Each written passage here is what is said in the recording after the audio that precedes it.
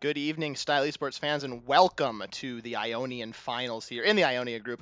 Tonight we have a best of 5 between the Hail of Spades and the Imperial Knights Blue. Bringing you the action, I am Jarl Carl, alongside my co-caster for the night, it's Axeman87. Hey, what's up, guys? Saxman87. Carl already told you, and we're already into the draft phase here between Imperial Knights Blue and Hail of Spades. This is the finals for the Ionia group, and I'm looking forward to this one. Carl, we're already into that first band phase. Like we mentioned, we got some top laners taken away here. I feel like the Ornn ban is a little strange, especially if you're picking up the Aatrox. What do you think, Carl? I mean, Ornn's always a good champion to ban away, right? I mean, got to get that tanky boy off the table. Provides so much value, even if he's so far behind, can do a lot of work with those upgraded items. So taking off the table, Aatrox is a known counter to Ornn, so you know, yeah, that is what I mean to say. So maybe a little questionable, but I think even if you're winning in lane, Ornn can still do a lot of work. So better to ban that away potentially and just get maybe a less favorable matchup, but somebody that you can actually set behind if you get ahead. This game also was pro drafted, so we're kind of zooming through the picks right now. It's going to be an Urgot in the top lane and an Annie in the mid lane, so a bit of a throwback today. Definitely, and I feel like, yeah, you just mentioned the pro draft, so these obviously are out of order a little bit, so it seems weird that they would first pick the Aatrox here. They actually the last pick did, so going for that last ditch counter pick, and then against the Urgot here. So the Ornn ban, maybe more just like a generalized meta ban than anything else, and the Aatrox was kind of like a decision they made later in the draft, but. Anyway, it's all over now. So we got some pretty strange picks on the board. I always think Aatrox is strange in style esports, not because we don't see it a lot or because it isn't like good in the meta or anything, but because people just run it down in style. I don't know what's wrong with you guys. You don't know how to play Aatrox. Stop trying. But anyway, we're going to see the Stolen Waffles iteration of Aatrox here tonight. And Vision Valor's on Annie. So Annie, very strong. It's been a few patches though, so not sure if she's still at that level she was in, I'm going to say 3 or 4 patches ago. Annie was super strong, but we are going to find out for sure. Alafris on Ezreal will be missing his Yuumi, but he's brought a Nautilus to make up the gap. We'll see if that works for him as well. Yeah, no cat in the bot lane for Alafris. Mentioning the Annie in the mid lane, we should also note, programming note, that Fish and Valor is a substitute here for Hail of Spades and also goes to the same school that I do. So I do know him a little bit of a disclaimer on that one. Shout out to all the other UW people that are in the chat. We do see you. Thanks for stopping by for that one. But yeah, Annie is one of those kind of just perennially annoying champions to have in the mid lane. Has a ton of point and click CC, point and click damage. You can kind of just get one shot by Tibbers quite easily. So could be very annoying in the mid lane, especially if he gets ahead against Sai. A lot of AoE as well. That W, the Tibbers also can hit Akali while she is in that Twilight Shroud. So could be a nice little bit of a counter, although if Akali gets rolling, I don't think one stun's really going to stop her, and Sai probably can just keep picking up kills in the mid lane. Yeah, definitely. It's got the potential for this mid lane to go either way, I would say. The burden really is on Sai to just kind of make this highly mobile assassin lane happen. A big feature of this lane is just going to be roaming. Like you mentioned, Annie has a huge shutdown potential onto assassins. Just kind of get that one stun off after that, tons of damage coming down. But if Sai gets in first, is able to get into the shroud, outmaneuver some of those stun abilities, all of a sudden Annie is just a very squishy target that just used all their cooldowns. But yeah, both of them huge roam potential. Maybe they just want to avoid this 1v1 altogether since it is so volatile, and they'll just go to a different lane. I think that makes a lot of sense, especially if you look at the bot lane. Both these bot lanes would love some early game, mid game help. You have some very late game ADCs here. I would have to imagine Alafris and Pogs would really want the roam as well. They have that engaged support there, and that's not going to make a lot of difference for them in lane if they don't get engages on the Equinox. That's where Fish and Valor comes in. It's going to be able to help them out a little bit. Especially against Vayne and the Yuumi as the support. If you hook one, you're really getting 2 for the price of 1, right? You're getting that cat alongside. I hope that Fish and Valor goes for the Predator on Annie. I think that would be very nice for the roaming potential. It's something we've seen, or I've seen at least in my solo queue games. Some Predator Annie can really bring down the pain in really a rapid fashion. The Predator lets her get into the lane, of course. She doesn't have any gap closers, so she just kind of runs into the lane, throws a teddy bear at you, and you're just kind of dead. So something to look out for in this game is that Keystone selection. I think also Annie, though, is relatively gankable if she stays in lane, right? I just mentioned no mobility, so Cypher still could be trying to just get those ganks off in the mid lane and try to get Sai ahead early game. Yeah, and I gotta say, Carl, I don't envy these junglers. Big tank junglers. Obviously, there's the Juggernaut and Set. Zach will be doing a bit of damage as well, so not like full tanks or anything like that, but some very tanky junglers with lanes that all have massive carry potential. This is a bad spot to be in, right? You can't gank every single lane on a tank jungler. And it's not like a lot of comps we see in League today where there's maybe one or two damage sources. You can really focus on one lane to try and get your carry ahead. Every single lane has carry potential, so it's difficult to both shut down enemy carries and build yours up. Yeah, absolutely. So we'll see how that works out, managing that balance. But we are going to throw it to a very short break as we load into the game. Stick with us. We will be back with game number 1 in this final in just a couple of minutes.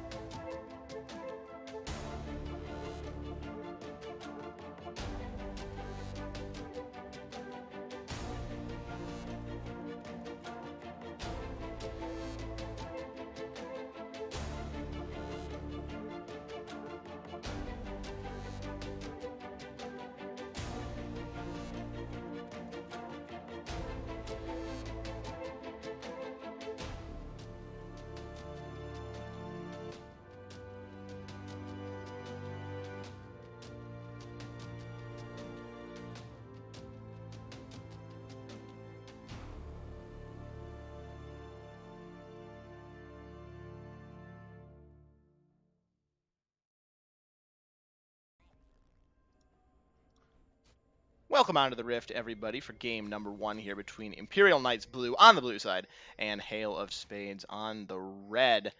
20 seconds into the game, everybody getting set for, looks like a bit of a 5-point here. Actually, kind of a bit of a 4-point. We do have Yuumi on the shoulder of Equinox in the bot lane. Looks like might see a little bit of early skirmishing, but otherwise a pretty peaceful start to the game. I'm Young Carl alongside Axman87 for this first game.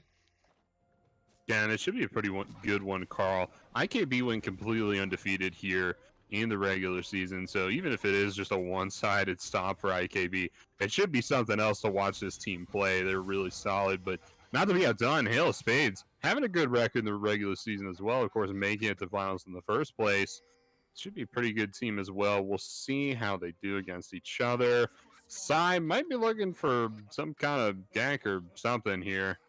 Not really sure how this is going down, but they definitely see him on that ward now. So He's just kind of hanging out in the mid lane. Could have gone for a couple of Qs onto Fish and Valor, making fun of the sub there in the mid, but looks like everybody is having a reasonably good time in the mid lane and starting off the game in a pretty safe fashion. Both junglers starting on the red buffs, so they're going to have decent jungles and probably will not be needing to fight over Scuttle Crabs early on in the game.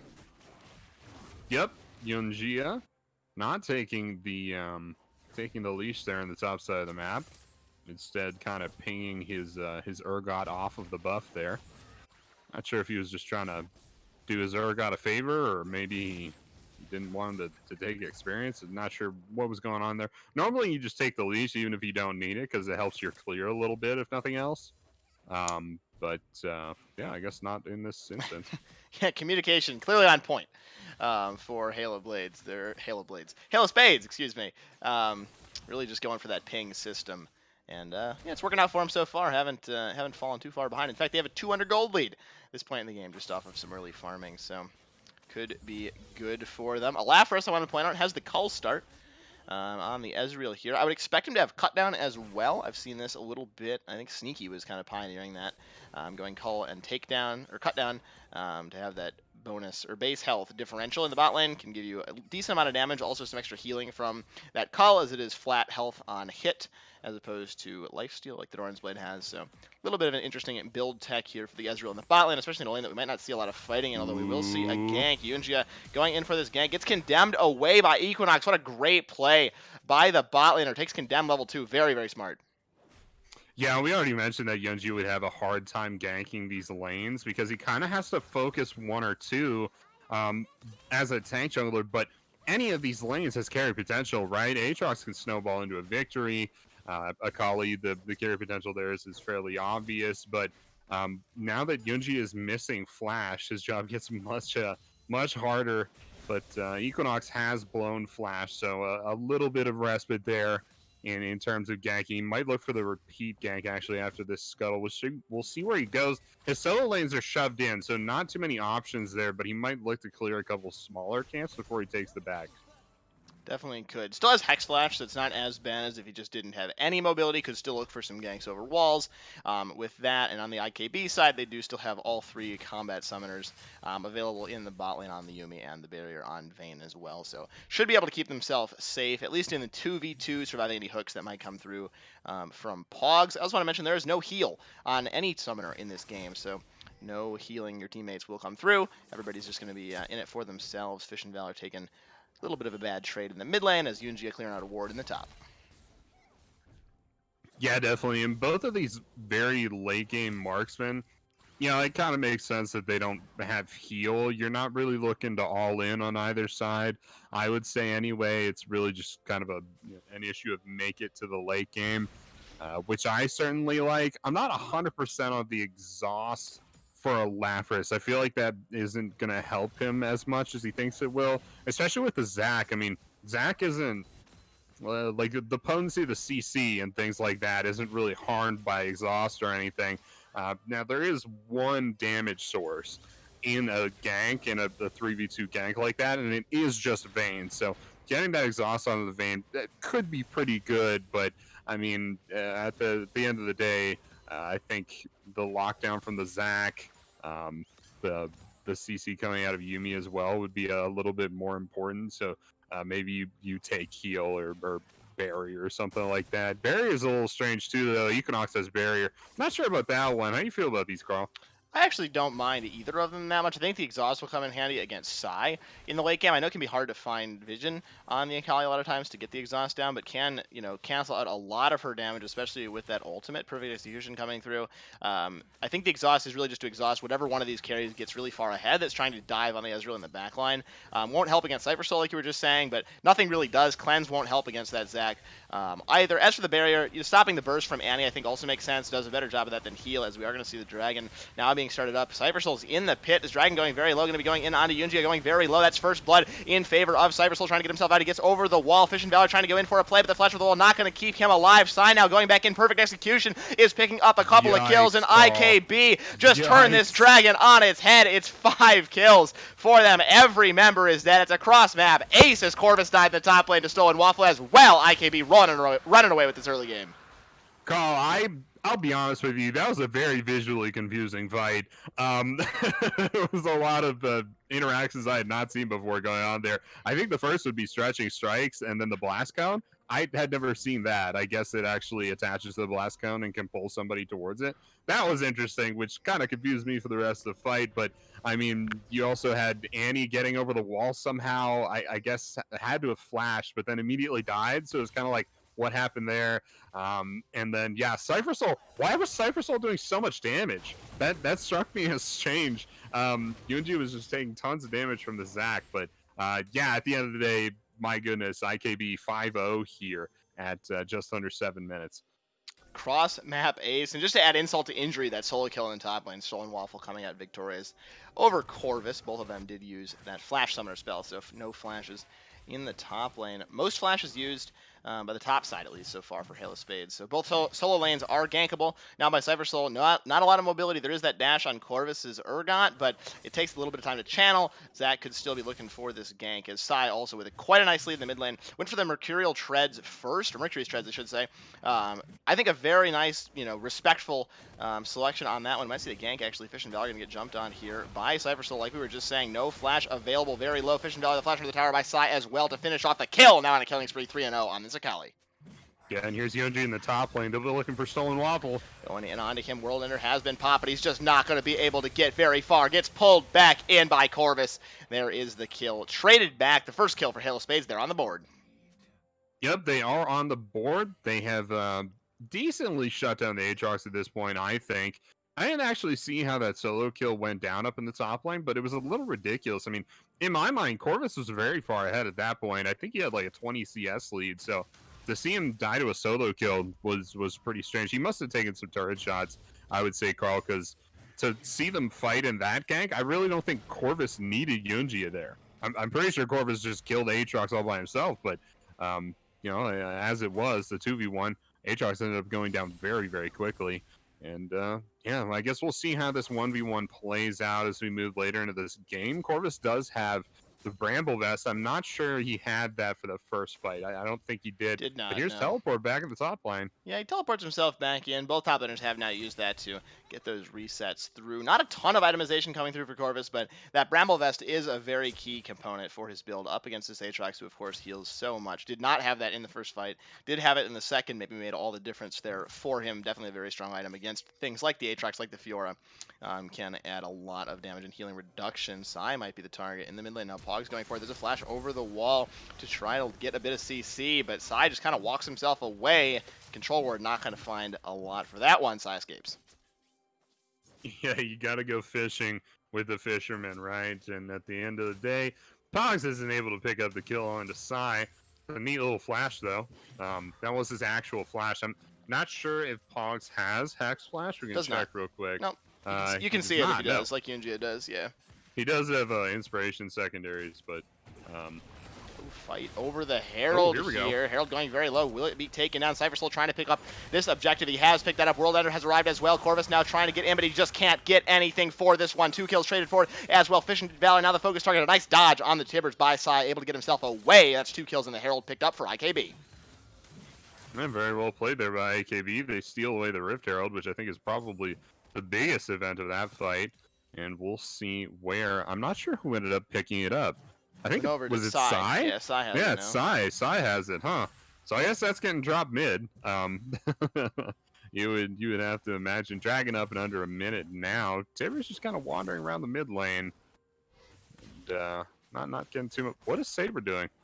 Just hanging out in the bot lane. Yeah, he's saying, Just "Ezreal, come fight me." Yeah, I mean, there's no Nautilus yet, so as long as he gets himself away, should be okay. Cypher Soul now setting up at the mid lane. Fish and Valor, no flash. Still, this could get very dangerous for him quite quickly. Stun is up, but I don't think it's going to be enough. Here is That elastic slingshot coming in, the stun lands onto Cypher Soul. Does have flash, no flash Oh, quite this available has to for be the Fish kill. and Valor. That's the kill going down. Sign Hunter Rampage 4-0 and 3. You feel so bad for this Annie, just completely immobile in the mid.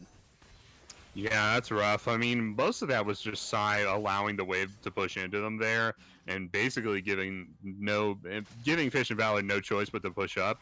And with Cypher Soul being the jungler on Zac, you just can't push up like that. Equinox, get me in trouble. We're going to see a 3v3 in the bot lane, though. The Zac is arriving. Lapras trying to get himself away. There's the True Shot Barrage Teleport coming down as well. Equinox so low on this one. Yunjia, can he finish off the kill? There's the kill. There's the second one going over in favor of Lapras. A double kill now for the Ezreal. Sai might be looking to pick up the kill, though. No summoners available for Lapras. He's going to go down. Sai now unstoppable. Yunjia trying to run for the hills, but he's not going to be able to do it. Cypher Soul is going to get his passive popped. A nice stopwatch for the tower by Pogs, just totally outplaying this one.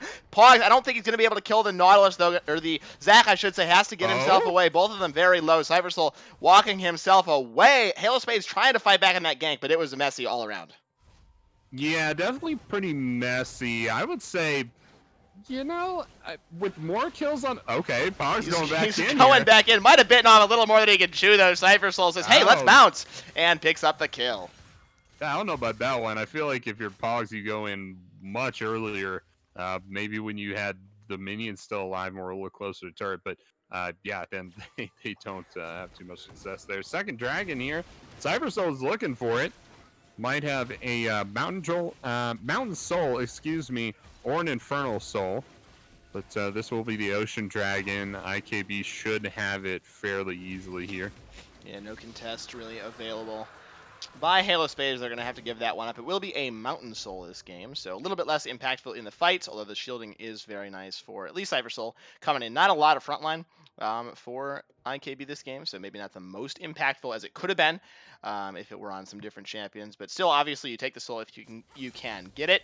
Going to be another 10 minutes before they could potentially pick that one up, as Halo Spades likely going to look to fight back before then. Kind of the bright point for them so far is Alafris has that Mana Immune completed, trying to get that Murmana as soon as he can. Probably a Sheen item coming up next. His call a couple of waves from being cashed in as well, so watch for that. He's pretty much the only carry potential. Also, the Urgot in the top lane, Corvus, is farming up pretty well, so I think most of the egg's going to be in the Ezreal basket this game. He got the double kill in that last team fight, so he is potentially set up to carry.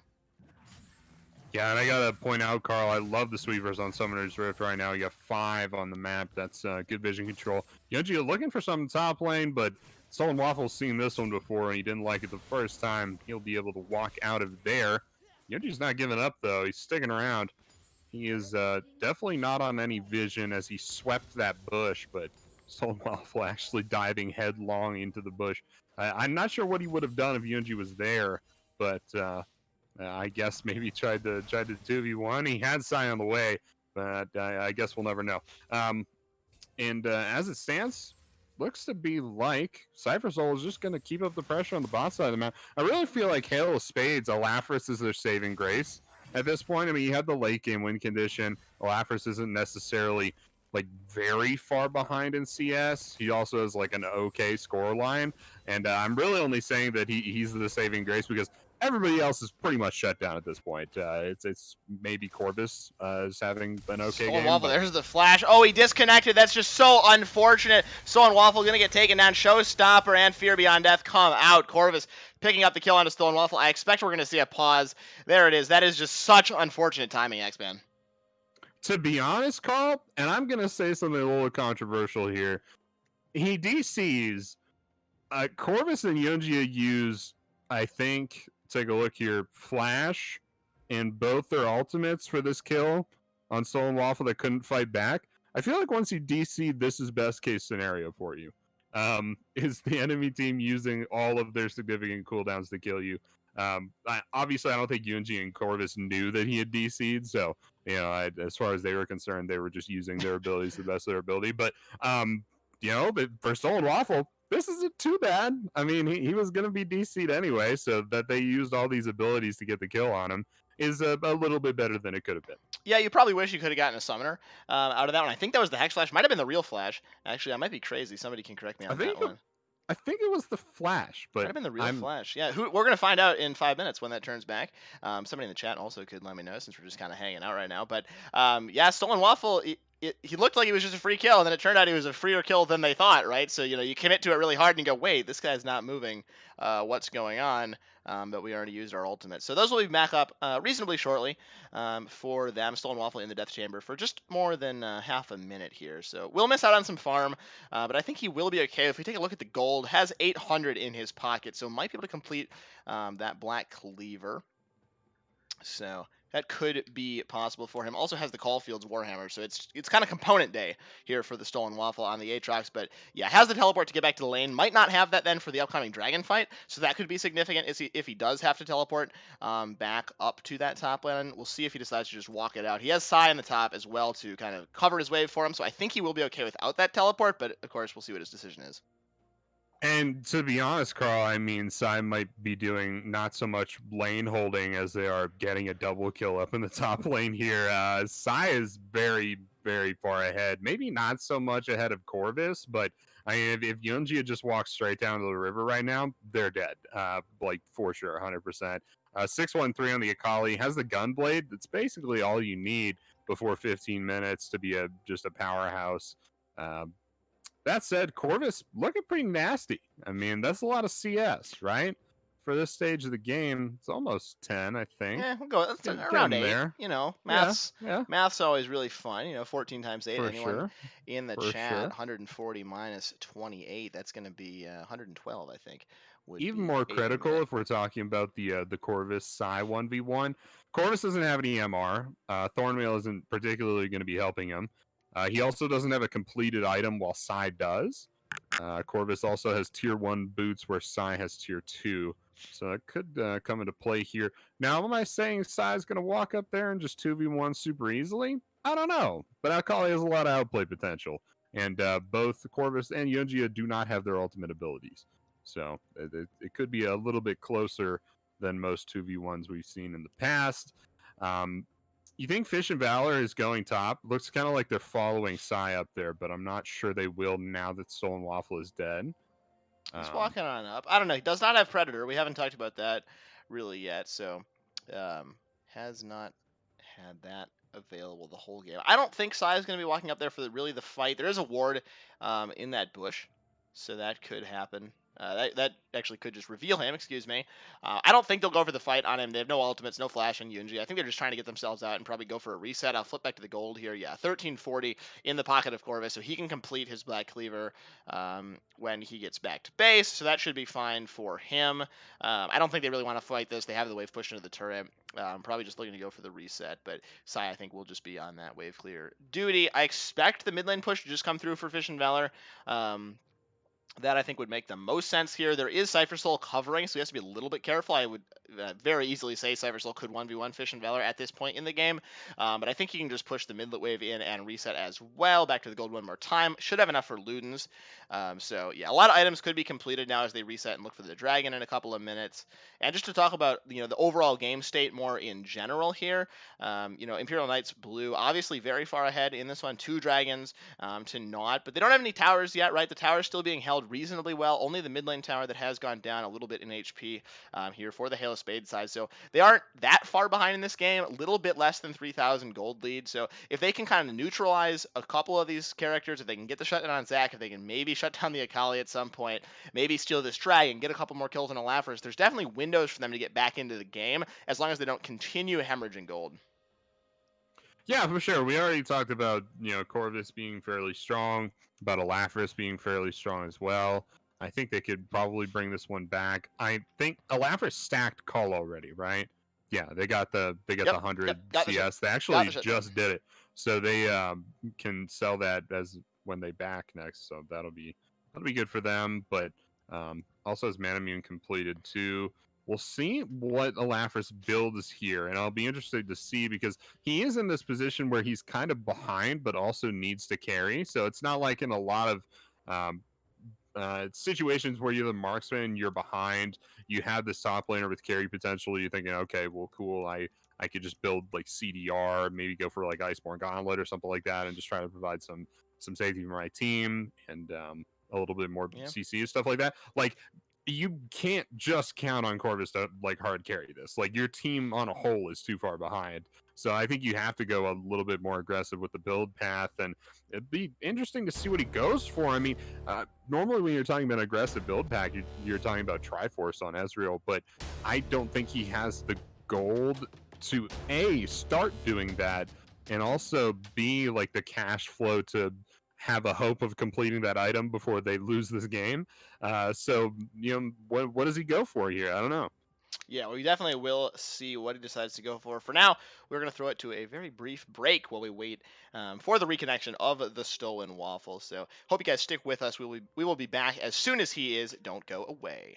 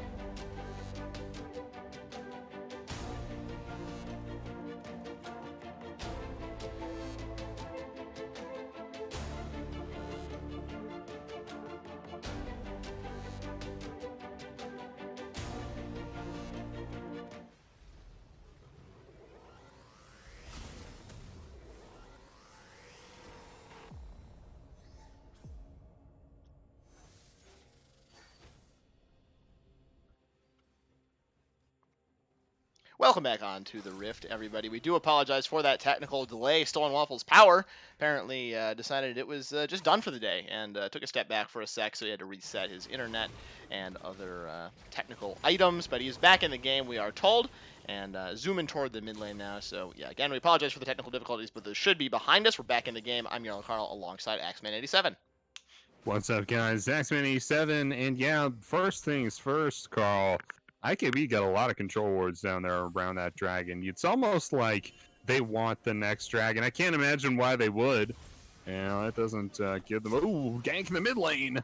Sai's fine. He just uses that E, gets out again. I feel like we've kind of seen that movie before. A couple minutes ago, Pog's flashing in, and the flash is back up, and he's gained 2 levels in the meantime, so a little bit stronger than he used to be here in the mid. Sai, I think, is going to be just fine, though. Gets stunned up, maybe not, but he just kind of walks himself away, has Cypher Soul in the back line, and Sai just is completely safe in this mid lane. Yeah, pretty much. I mean, it's mobility, right? You can use it aggressively or defensively. And in these cases, it's mostly defensive. Rift Herald up, going to be contested here. Hail of Spades looking for... Hail of Spades? Hail of Spades, Carl. Hail of Spades looking for the Rift Herald. And they do have map control, surprisingly, in this area. I wouldn't think they would have it, but I guess... Yeah, to be honest, Carl, I don't think they have map control right now. I don't think they'll be able to take this Rift Herald. Yeah, they're just backing off now. So maybe trying to get a little bit of the vision control. Trying to get a pick here, but this is just going to be the Imperial Knights taking Rift Herald again. Yeah, the control is quickly lost by Halo Spades. They did win that top lane fight a second ago, or 10 minutes ago if you are us. We might see a fight on this one going in onto Yunja. He's going to be taken very low. Does have Showstopper still available. He is going to be able to use that one. Alafra is taking so much damage to the backline, though. He is going to go down to side with that perfect execution. Fish and Valor also taken very low, and IKB is just running away with this fight. They're up 3-4-0 so far. Corvus now the next focus target. He has to use the flash, but Equinox has popped the final hour, and the final chapter might be soon to follow. Not quite available, but Corvus is going to be going down. Exhaust just for good measure. Fish and Valor's walking away, but he's walking away without the Herald. It's 4 kills and the objective picked up for IKB. Yeah, once again, another dominant objective play here from Imperial Knights Blue. Probably the creepiest thing about this game is that this isn't even like the best Imperial Knights team, which it blows my mind that there are 2 other Imperial Knights teams that are, as good or better than this one, to be honest. But I don't know what those teams look like. I haven't had the pleasure of seeing them play, but if they're anything like Blue, they're probably pretty good. It is going to be Soul Point here with this Mountain Dragon. And Carl, what does Hail of Spades have to do to come back in this game, but also in the series? I mean, I feel like this game is almost lost here. Yeah, game not looking too good for Halo Spades. Pog's going to get jumped on as well. This IKB team, like you mentioned, is quite good. Pog's going to be going down here as well. Cypher Soul now unstoppable, 5-0 and 8. Halo Spades just need to scale up in this game. Let the Ezreal and Urgot try to carry if they can get to late game. Maybe steal an Elder Dragon is probably their biggest win condition. Is that win condition? Likely the Elder Dragon, kind of a win condition for teams everywhere these days in this season, but not a lot of hope. I think you also just start talking about game number 2, stuff you want to change, since you essentially just have an extra long tactical timeout at the end of this game is kind of what I would expect them to be doing for now. But, you keep fighting, don't want to give up in a competitive game, of course. And, yeah, if you do want to check out more about the Imperial Knights, you can check out their Twitter, which has been linked in the chat by a helpful viewer, so you can check that out if you want for more Imperial Knights action. For now, we're sticking with the blue team, who are doing pretty damn well for themselves here, Axeman. 17-5 on the kill score, 2-0 on the towers, and 7,000 gold in the lead. 3 dragons to 0, 2 heralds to 0. They are just running away with this game. They certainly are. I mean, to be honest, it almost seems like they almost have. I'm trying to think of some kind of comeback mechanic that Hail of Spades can use to get back in this game. Still looking at Alafris, still looking at Corvus. Alafris has a Sheen now, which makes me think they're going for Triforce, but they've also had to pick up Executioner's Calling, which is real rough. I mean, if you're trying to complete a Triforce, suddenly picking up X-Call is going to delay that by so much that you're hitting this Triforce at 25 minutes, something like that, Call? That's not great. I mean, obviously you need the healing reduction. I think that's probably very necessary for them, but if you have to go for that, you can't go for Triforce. Now, Sheen also could be just for Iceborne Gauntlet. Goodness, I always forget. Yeah, Iceborne Gauntlet. Could be for Iceborne Gauntlet, but like I already mentioned, you kind of need to carry. So I don't know if Manamune and X-Call and Iceborne Gauntlet are really the Ezreal they need. It might be the only Ezreal they can afford, but I have to feel you go for a more aggressive style here. I think that Death Stance. I think the Iceborne Gauntlet is still fine in terms of damage, just combined with Conqueror and with Death Stance. If he is actually going to carry the game, the slows do help him. The extra cooldown reduction makes his damage not that much weaker. Fish and Valor are going to be the bait here, but he might be going down hook, line, and sinker before his team can arrive. Side now trying to get himself out with that Flash Summoner spell. The shift over the wall. Lapras maybe trying to get this shutdown. They have to give it over to this Ezreal. Will they be able to do so? Where is the Q? There's the auto deck. Yes, it is that shutdown, but Corvus, meanwhile, in the top lane is getting dove by the other 4 members. Final chapter has come out. Equinox going to keep himself safe. Stolen Waffle back from his disconnection has picked up that 1 kill. This tower now under pressure as kills get traded back across the map. Yeah, and that's the Yuumi factor for you. Equinox on Vayne, able to tank, what, 5-6 turret shots? Something like that? Pretty rough there, Carl. The Vayne, I think, take a look at the max health on this Vayne. This will be funny. 1,300, less than 1,300, but tanking tower shots like it was nothing. And they are going to absolutely shred Corvus into the ground. They're going to keep pushing top as well. Pogs can't stop this, Carl. He's just a little Nautilus. Yeah, he's got some friends now. We'll see if this will be a fight. Does have the friends available. Pogs quite slow on this Nautilus. Gets slowed down also by that prowling projectiles ward. Immediately cleared out by Equinox, saying no vision here. And Pogs fighting back in the vision battle. Getting a ward down for himself. A bunch more wards being cleared out with that control ward in the jungle. So some exciting vision wars going back and forth here. Sai picking up the blue buff for himself as well as everybody kind of settles down and waits for that dragon up in 1 minute and 10 seconds. Yep, and this will be Soul. And it's also... So here's the thing, Carl. A lot of the times the worst thing about the enemy team being on Soul Point is that you have to pick up these dragons that maybe you don't want or don't want to have to, like, inch your whole team just to steal away. I think Hail of Spades could actually use these mountain dragons, right? One of your biggest carries, one of the champions on your team with the most potential right now is Urgot, right? Benefits hugely from mountain dragons. He can start stacking up those resistances, and he doesn't have to build items like Infinity Edge or anything like that to deal damage.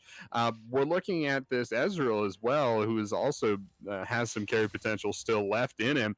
Just build Iceborne Gauntlet, could go for the Death Dance as well. If he gets Iceborne Gauntlet and Death Dance and has a couple mountain dragons, that's big. Suddenly the Ezreal gets very difficult to kill. Yeah, we're seeing a fight in the bot lane. Sai might be going a little bit too far. Perfect execution, not up for this fight. That could be huge for his backline access. Teleport coming through as well. Fish and Valor. This could be the last throw of the dice here for Halo Spades going in. There is the depth charge onto Equinox. Not going to have a lot of impact. So key ultimates traded back across the board here. No final chapter as well. Final hour is still available. World Ender has been popped. Here comes the fight. Fish and Valor with a nice flash to keep himself safe in this one. On the side, this is just a story of 2 fights. Fish and Valor and Corvus going very low here. Cypher Soul is now dominating back on the other side of this one. The 3 versus 3 Equinox trying to do a bit more damage. There's the engage by Sai as well. Showstopper going to bring him back in the team, but the carries are just so low. Can't keep himself safe. Alafra's trying to get out as a double kill for the World Ender on the Aatrox. Yunji going to go down as well. It's a quadra kill for the Aatrox as IKB. It looked a little shaky at the start, but they win the fight 5-1. They're going for the soul. They certainly are, and there's no one left to stop them either, Carl. That's what the ace means, I'm told anyway. New to all this, don't you know? They'll be picking up this Dragon Soul. Could look to rotate onto the Baron. They still have a lot of resources. Feel like it might be a little bit greedy. We'll see what they go for. Might just shove it down mid. Don't have a ton of golds. They don't necessarily need to put the recalls in. They did win that fight quite convincingly, even without perfect execution. That's now back up for Sai. You have to feel this game is going to be over at this point, although there is, of course, always that Elder Dragon steal potential. You know, get that on Ezreal. Can do a lot of damage. Maybe they could have a miracle comeback in this game. Teleport used by Sai into the top lane to keep the pressure up. Looks like they're going to probably go for a few resets here, put in a few purchases, I should say, before they look towards the Baron. Yeah, definitely. And to be honest, if you're Halo Spades, you're probably shaking your head and thinking, how did we let a team with a Vayne Yuumi bot lane get so much bot side pressure that they got the Dragon Soul at 23 minutes? I mean, that's rough, Carl. That's like real bad. It's not even like they had an Olaf or something. They had this Zac. Like, Zac has some objective control. He's a tank jungler with great ganks, but he's not like Mr. Objective Control or anything like that, right? So you're probably thinking, oh my goodness, we didn't get a single dragon in the last 23 minutes. How did this happen? Yeah, not what they were looking for, you feel sure. I think Ionia just needed to spend more time in the bot lane trying to go for the ganks on this Vayne Yuumi and get the Ezreal rolling. Spent some time in the top lane and the mid lane. Just didn't have a ton of impact, and I think he just needed to go a little bit more proactively in the jungle. On this one, the Mountain Soul is just really strong here as well. If they are trying to take the Baron, it lets them tank up some damage from that objective. It makes the fights pretty much insta wins for them if they do decide to turn here. So a lot of potential. They might wait for the Rage Blade on Equinox. Right now he has 1,100 gold in his pocket, so he needs about another 100, I do believe. I think it's 1,200 and something for the completion on the two components he's on right now. So they might just wait for that. Actually, they might not. Fish and Valor just going to get engaged on Cyber Soul 1 versus 4. This seems a little bit aggressive to me. He's going down to half HP, but he just kind of jumps out with the Elastic Slingshot. Going to get healed up straight away. By Saber is Waifu here, and it looks like everybody just kind of backs away Yeah, from by that the one. Warmogs. Yeah, random engage by Cyber Soul. 1v4, and it doesn't matter. Yeah, and I like the discipline there by Hail of Spades, excuse me, to not use too many cooldowns looking for this Zac pick. I don't think they were ever going to kill this Zac. It was just kind of like, okay, we're hitting this guy. Let's see who turns up, and maybe we can roll this into a kill on them. But we're not killing Flash Zac. onto Sai. He has to use his own flash to get himself away. So flash for flash traded here. Yunjia's in exchange for size. Also want to mention Stolen Waffle just teleported into the bot lane. So teleport advantage actually in favor of Halo Spades. If there is a Baron fight, you can see just no vision. Has to use the True Shot Barrage to check, make sure they're not on that one. Elafra's getting pretty close to Sai there as well. You got to watch out in the mid lane. So teleport advantage in favor of Halo Spades. Maybe it's time for a last ditch 4 versus 5. Cyber Soul just being annoying again, jumping in and uses the Aftershock to keep himself safe, has the Warmogs as well. So basically, as long as he does not die, he's going to be back to full health. Equinox, he has put in that Rage Blade purchase, taking a lot of damage actually to this Baron, but they are starting it up. The two-man, I would expect Cyber Soul to jump over the wall to help him as well, and it looks like Halo Spades is getting completely zoned off this objective. Yeah, so a couple of things I want to talk about with Hail of Spades that we've kind of already touched on a little bit with Ezreal, but I want to build into this point that it's just kind of this critical issue with the team. I'm pretty sure IKB just take Baron uncontested here. I don't think Hail of Spades are going to be able to... Gets smited away. Sai now onto a Laffer as well. Has to use the shift to get away, but go ahead. Continue Axeman. Baron taken out. They're going to get back. They are just going to take that one, but we already talked about it a little bit with Ezreal, is kind of going for a build path that you then can't sustain with the cash flow that you've built. You have to plan ahead and think, it would be great to have this item, but if I can't have the item that complements it later, then why am I building it now? I need to just kind of do what I need to do with what I have. And I'm talking about Yunjia. You have Cinderhulk going for this tank set, fairly standard, right? But the best thing about Cinderhulk is that it gives you bonus health every time you build bonus health, right? Yunji immediately built Gargoyle Stoneblade, so now he's not getting any bonus health from Cinderhulk. That's huge. I mean, you're essentially trading all of this health that you get to walk around with permanently for some health you get for 4 seconds. Yuji misses the Hextech flash over the wall. He's going to be dead here. Could be a bit of an issue for him. Has to use the Showstopper to get himself away. Stolen Waffle looking like he wants to go over the wall. Corvus just kind of running into his doom. Final chapter goes down. He is taken out. Not too sure what happened on that one. Elafras has to get the shift to get himself to safety. Fish and Valor has to flash away as well from the engage from Cyber Soul under the tower. They might be looking for the break of the base on this one. Going to be almost uncontested. Elastic Slingshot being channeled up. Elafras has to get himself away. Still gets hit by the stretching strike. He is forced to flash as well. These summoners just going down in a very rapid fashion in the base here. Stolen Waffle and Sai now on the front line. Fish and Valor trying to get himself away. Prowling projectile going to land as well. Cyber Soul now just going for the full dive on this one, picking up 1 kill. They're going to pick up a second one as well. This is just destruction by the Imperial Knights in the base. A nice stretching strike as well to get onto the support. Pog's going to use the flash to keep himself safe, but it just isn't going to make any difference. He's taken out by Stolen Waffle. The Nexus has been exploded, and it's IKB with a demolishing victory in game number 1.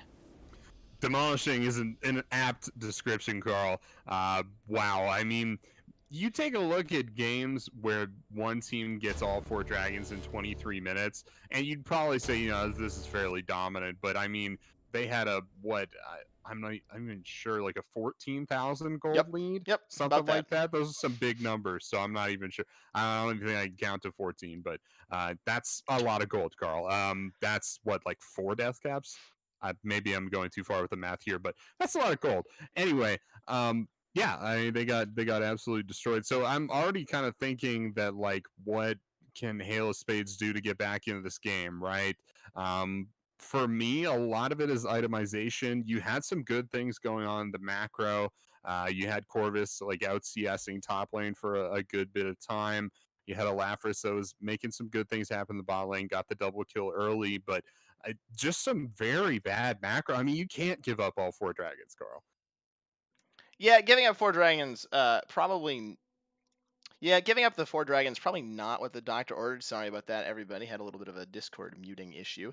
Um, but yeah, just not really the goal. If you are a team ever, you always want to get one, delay that soul. And it's amazing what one dragon can do and really pushing off the soul. The difference between getting soul at 22 minutes and 28 minutes is really, really big for a team. And it lets you complete that second, maybe a third item on a couple carries, have a better fight for it. It also means the Baron's probably going to go down as well. And it makes the soul much less of a win condition, if that makes sense. It's more of a, icing on the cake. Maybe you get the Baron, you're pushing down. Now you can go back for the soul when you're already won. And it makes it much less of a win condition, whereas it kind of just was in this game. They got the Mountain Soul, and they were pretty much just unfightable anymore. Yeah, that's essentially how that fight went for sure. It's kind of crazy that, and I think I already made this point that they had this like Vayne Yumi win condition, which can be so potent, right? Especially when you're looking at a team with Set and Urgot on it, and the Vayne Yumi had almost no effect on this game. They laid some damage down, but this was by and large like a top side of the map, a jungler and solo lane game, which makes it even crazier that they got the Dragon Soul 23 minutes. Like your top laner popped off, so you get the Dragon Soul. What's that about? Anyway, that's all I had for you. Yeah, it doesn't make a ton of sense, but a very nice game, of course, by the Imperial Knights Blue. They're now up 1-0 in this best of 5, so we could be going the full distance on this one. We will be back with game number 2 after a short break. We're going to step aside for just a couple of minutes. We'll be back with that game number 2 in just a few.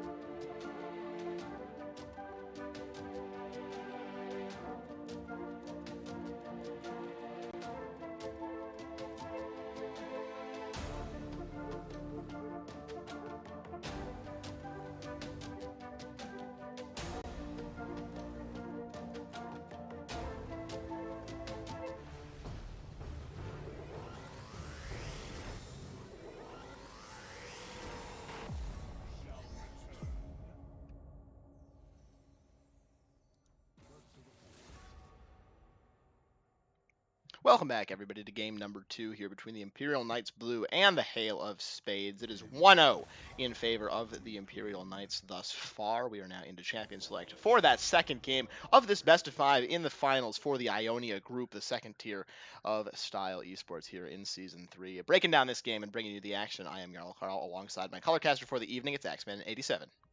What's up, guys? Zaxman87. Yeah, we got IKB. We got Hail of Spades, and maybe I'll manage to say Hail of Spades correctly every time from here on out, but probably not. We'll see. Orin banned away again from for IKB. They're going to take that one. They also banned their own Zach pick, so maybe trying to take a little bit of pick potential. I know this is a good idea, I think. Normally, teams who are on the back foot, who just got destroyed, will look for pick comps as kind of some insurance, right? They know they're going to be on the back foot at some point in this game. The enemy team has just like completely dominated them, so they take a pick comp so that maybe they can get the comeback. And that's kind of already what we're seeing with the Silas, the Nunu, the Yasuo, is a little bit of a pick comp. But yeah, taking away things like Blitzcrank, things like Zach, it's probably a pretty good idea for IKB. Yeah, absolutely. A little bit of an interesting comp here from Hail of Spades, but when you lose, you got to try some new stuff out, and they definitely are doing so in this game. This game, of course, was once again pro-drafted, so the bans and picks a little bit out of order. Also, why they are kind of zooming through these picks here, but into the second ban phase already. Caitlyn banned away. A little bit interesting for me. I don't really feel like Caitlyn's that strong in the meta right now, but I think more important to take away that Ezreal is very, very strong, and there is an Ashe picked up for Hail of Spades that was already not on the table for themselves. Xayah on the other side, so a couple of new AD carries for this game.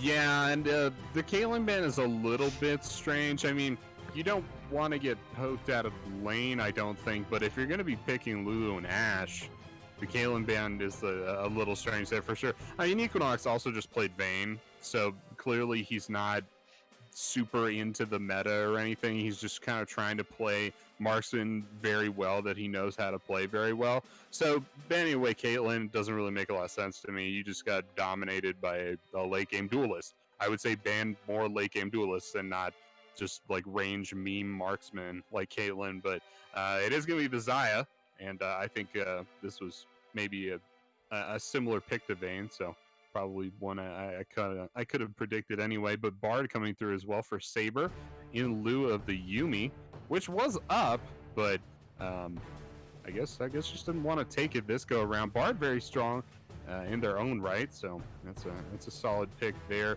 And this time Cypher Soul is going to be taking Set, taking the champion that Yunjia had last time. We'll see how he builds Set.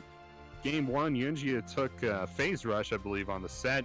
Went from Cinder Hulk into Gargoyle Stoneplate. Didn't go too well for him. Cypher Soul and Zach was like 4 levels above him at 15 minutes or something like that. It was pretty nuts, but I guess we're going to see how Cypher Soul does Set in this game. Definitely will see how the tech runs in this one. I might like to see the Rakan for Saber down in the bot lane instead of the Bard. Is a little bit susceptible to the Polymorph from Lulu in lane, so maybe wanted just a little bit more range. That was a choice that he could have made. Also, speaking of late game duelists, looking in the mid lane, we got Yasuo versus Akali, and this is quite a matchup for them. I think we'll see a lot of fighting. Both melee characters, both very mobile, both with a lot of outplay potential. So I think this mid lane really is going to be the place to be this game. Both junglers have gank access, Set with the abilities, Nunu with the snowball driving in. So I think mid lane really is where we're going to see most of the action in this one. Yeah, I would say probably as well. I mean, you have the Nunu, and I like the Nunu pick. We can talk about that in just a little bit. But also has a displacement on there to help Yasuo out a little bit in these ganks. I'm pretty sure it's everyone on this team has a displacement except for Ashe, but some of them are pretty unreliable, like Lulu's ultimate, fairly unreliable, but is a displacement there. We'll see if they can make use of that. Silas also kind of unreliable with the second E proc. Can displace someone briefly, but I mean, Fish and Valor only needs a half a second to be able to proc the ult off of something like that, so definitely useful, but an unconventional Yasuo comp. I mean, it's no Alistar, no Malphite, nothing like that. got just a bunch of champions who have random displacements in their kit. Now, whether or not that was the goal remains to be seen. These just seems to be a collection of champions that they wanted to play, which is probably fine because their first comp didn't go over too well. But I just want to talk about this Nunu pick.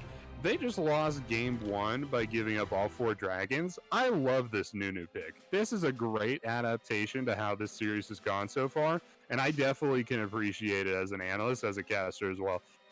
Even if Ionia doesn't do too well in this Nunu pick, I really do take this as them making like an honest attempt to change their play style and to try and do better for their team.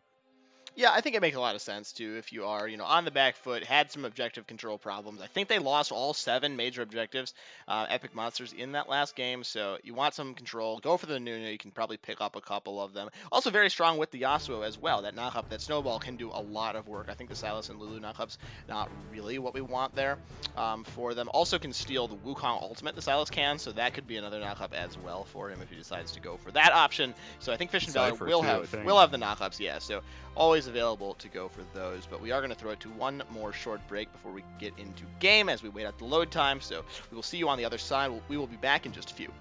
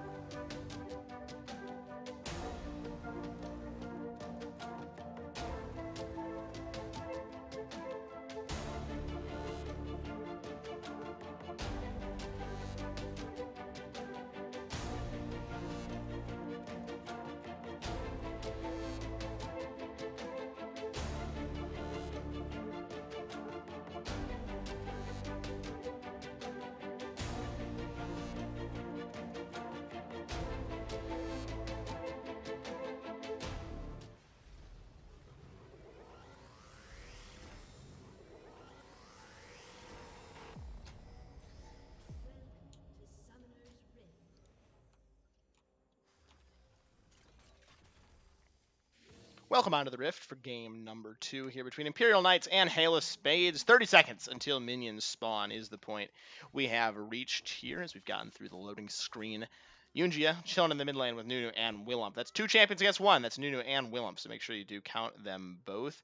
Double exhaust also I'm noticing on the side of Spades for this game. I'm Jarl Carl alongside Axeman87 for the second game. Yeah, and we've got a couple marquee lanes for you here. I think the biggest one is probably the top lane. And these 2 champions occupy some pretty similar roles just as champions, but very different roles in the meta. Wukong's just like super nuts right now, and Sylas is super coin flippy.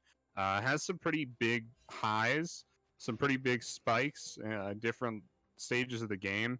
He can do a lot of damage, can really survive through a lot of team fights, make big things happen. Of course, he can steal ultimates, so that could really change the tide of team fights and stuff like that.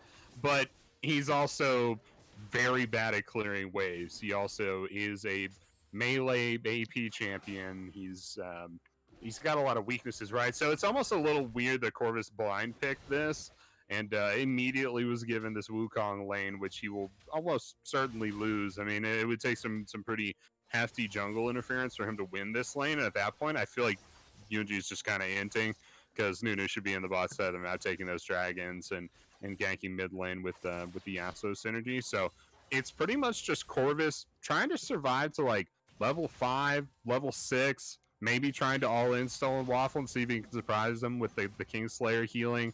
Apart from that, Carl, not too much going on in the top lane unless it's Stolen Waffle just feasting on Corvus. Yeah, definitely could come through. Already taking a lot of poke up there. Did lose the fight to level 2. Alafris in the bot lane almost getting hit with that Bard Q and would have been stunned up. But he was not. He is able to survive for a bit longer. I'm seeing a bit of an invade as well. Stolen Waffle with a nice ward onto Yunji's blue buff. The sweeper available, though, going to be cleared out by this Nunu, the jungler for Halo Spades, as he should be able to secure his own blue buff, but does draw Corvus out of lane already. That pressure being established just, a minute into the laning phase. Yeah, absolutely. And it's not looking good for them, to be sure. Got the dragon coming up in 2 minutes. Looking like Yunji is passing towards the bottom side of the map, which is great. Love to see it, Carl. Maybe we'll see that early Nunu dragon solo that we always like to see. Cypher Soul probably going to be expecting this, though. He's just clearing raptors. He'll be going for top scuttle. And then I'd imagine pathing to the bot side of the map. If not, you just kind of give up dragon here. Up in a minute and a half, a little bit more than that. Also might see a gank in the mid lane. Might see a double gank in the mid lane. Biggest snowball ever is being rolled in, being rolled by as well. Sai able to just walk himself away from that. We see a stun in the bot lane. Lafris could get hit by the Blade Caller. Double exhaust has gone down, taking very low, has to flash himself away. Summoner win in the bot lane, flash down for the AD carry of the Halo Spades. Yeah, unfortunate there, and we do see Alafris has that call, so just kind of an Alafris thing, I guess. Going for the call.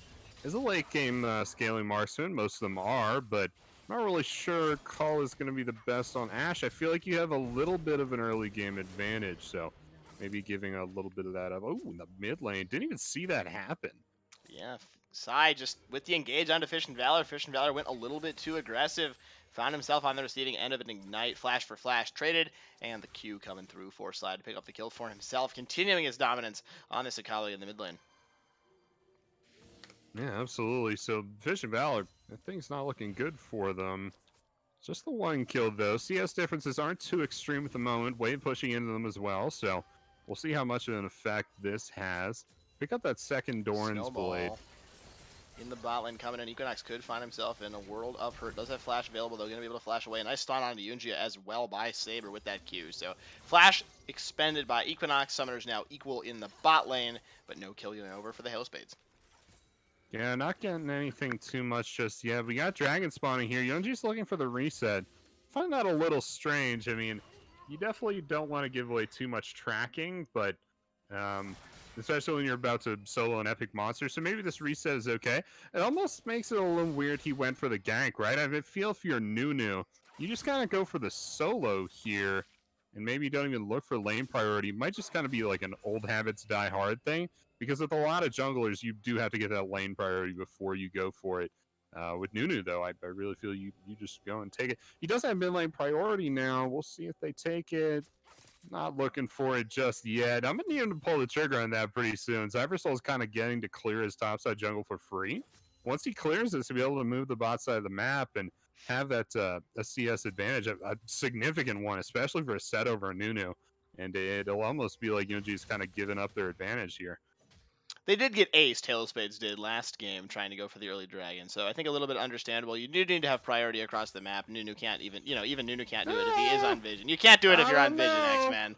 I don't know. He's got, he's just going to get one shot by Sai again if he does it without him. So they are on it now. This should be pretty easily secured. Cyber Soul now on the top side. Corvus getting shoved in. Cyclone is available versus just level 5 for Corvus. If I take a look at the XP, he's only halfway to 6. He should get it off this rather ginormous wave that is under his tower, but he might get dove before he's level 6. Speaking of getting dove, Sai could find himself in trouble. Nice dodge away from that in the mid lane to E to get himself away as well. Fish and Valor are going to look for the knock up on the tornado, but it's not going to be found out. out, and Sai just walks away from yet another gank in the mid lane. He has been doing this so well this series, looking for the re-engage even in the 1 versus 3. Fish and Valor able to keep himself safe. Pogs there for a bit of safety as well. This could be the last breath coming through. He is level 6 now, Fish and Valor.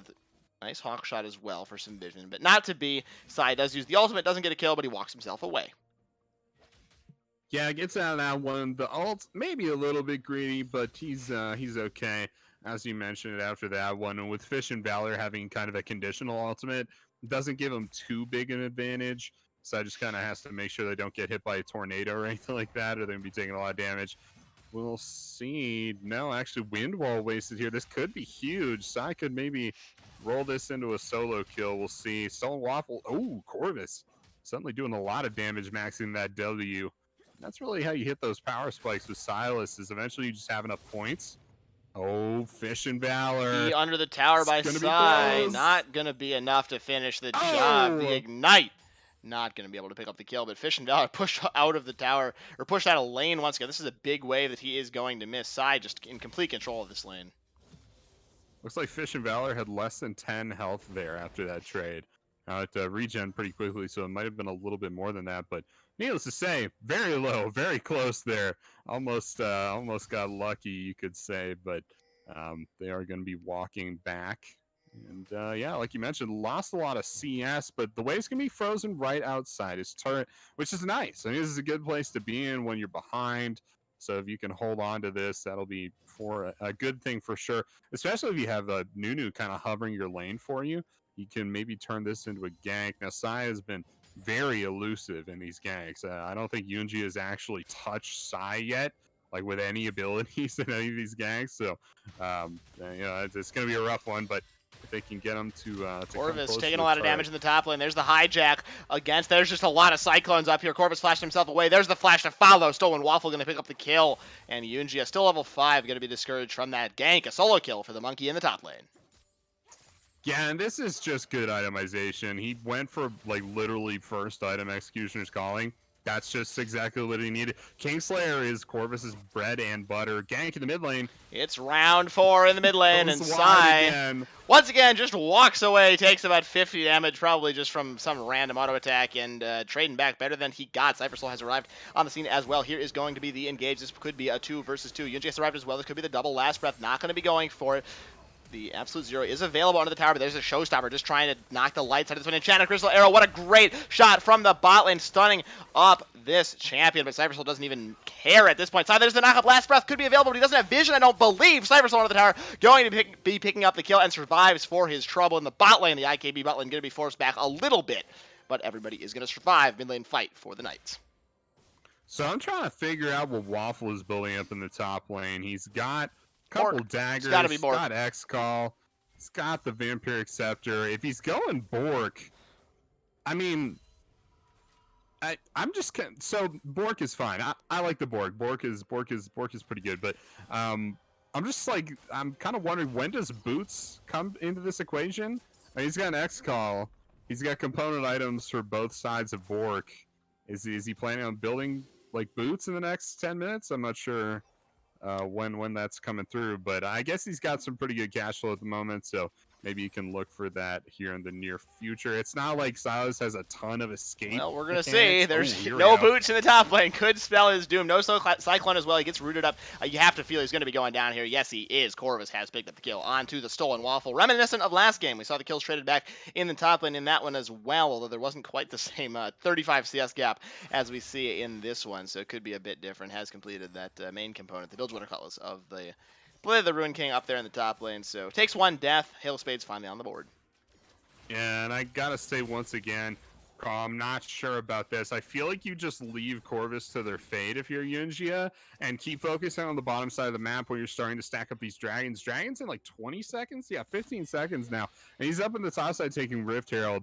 I don't like this. You see Cypher Soul pathing to the bot lane. This could just be an easy dragon here for Cypher Soul.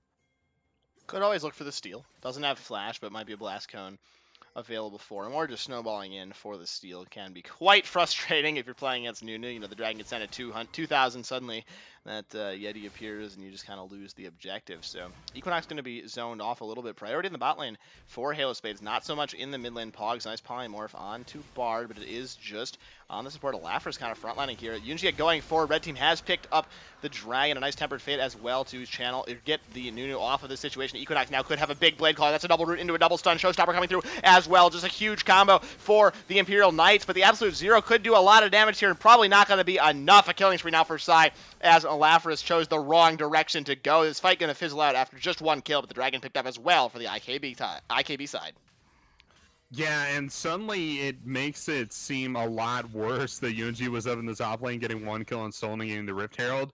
Not a great trade in my mind. I feel like you could have been up one dragon. You could have had maybe a stronger bot lane at this point, but instead you kind of took some time out of your day to go help up this doomed lane.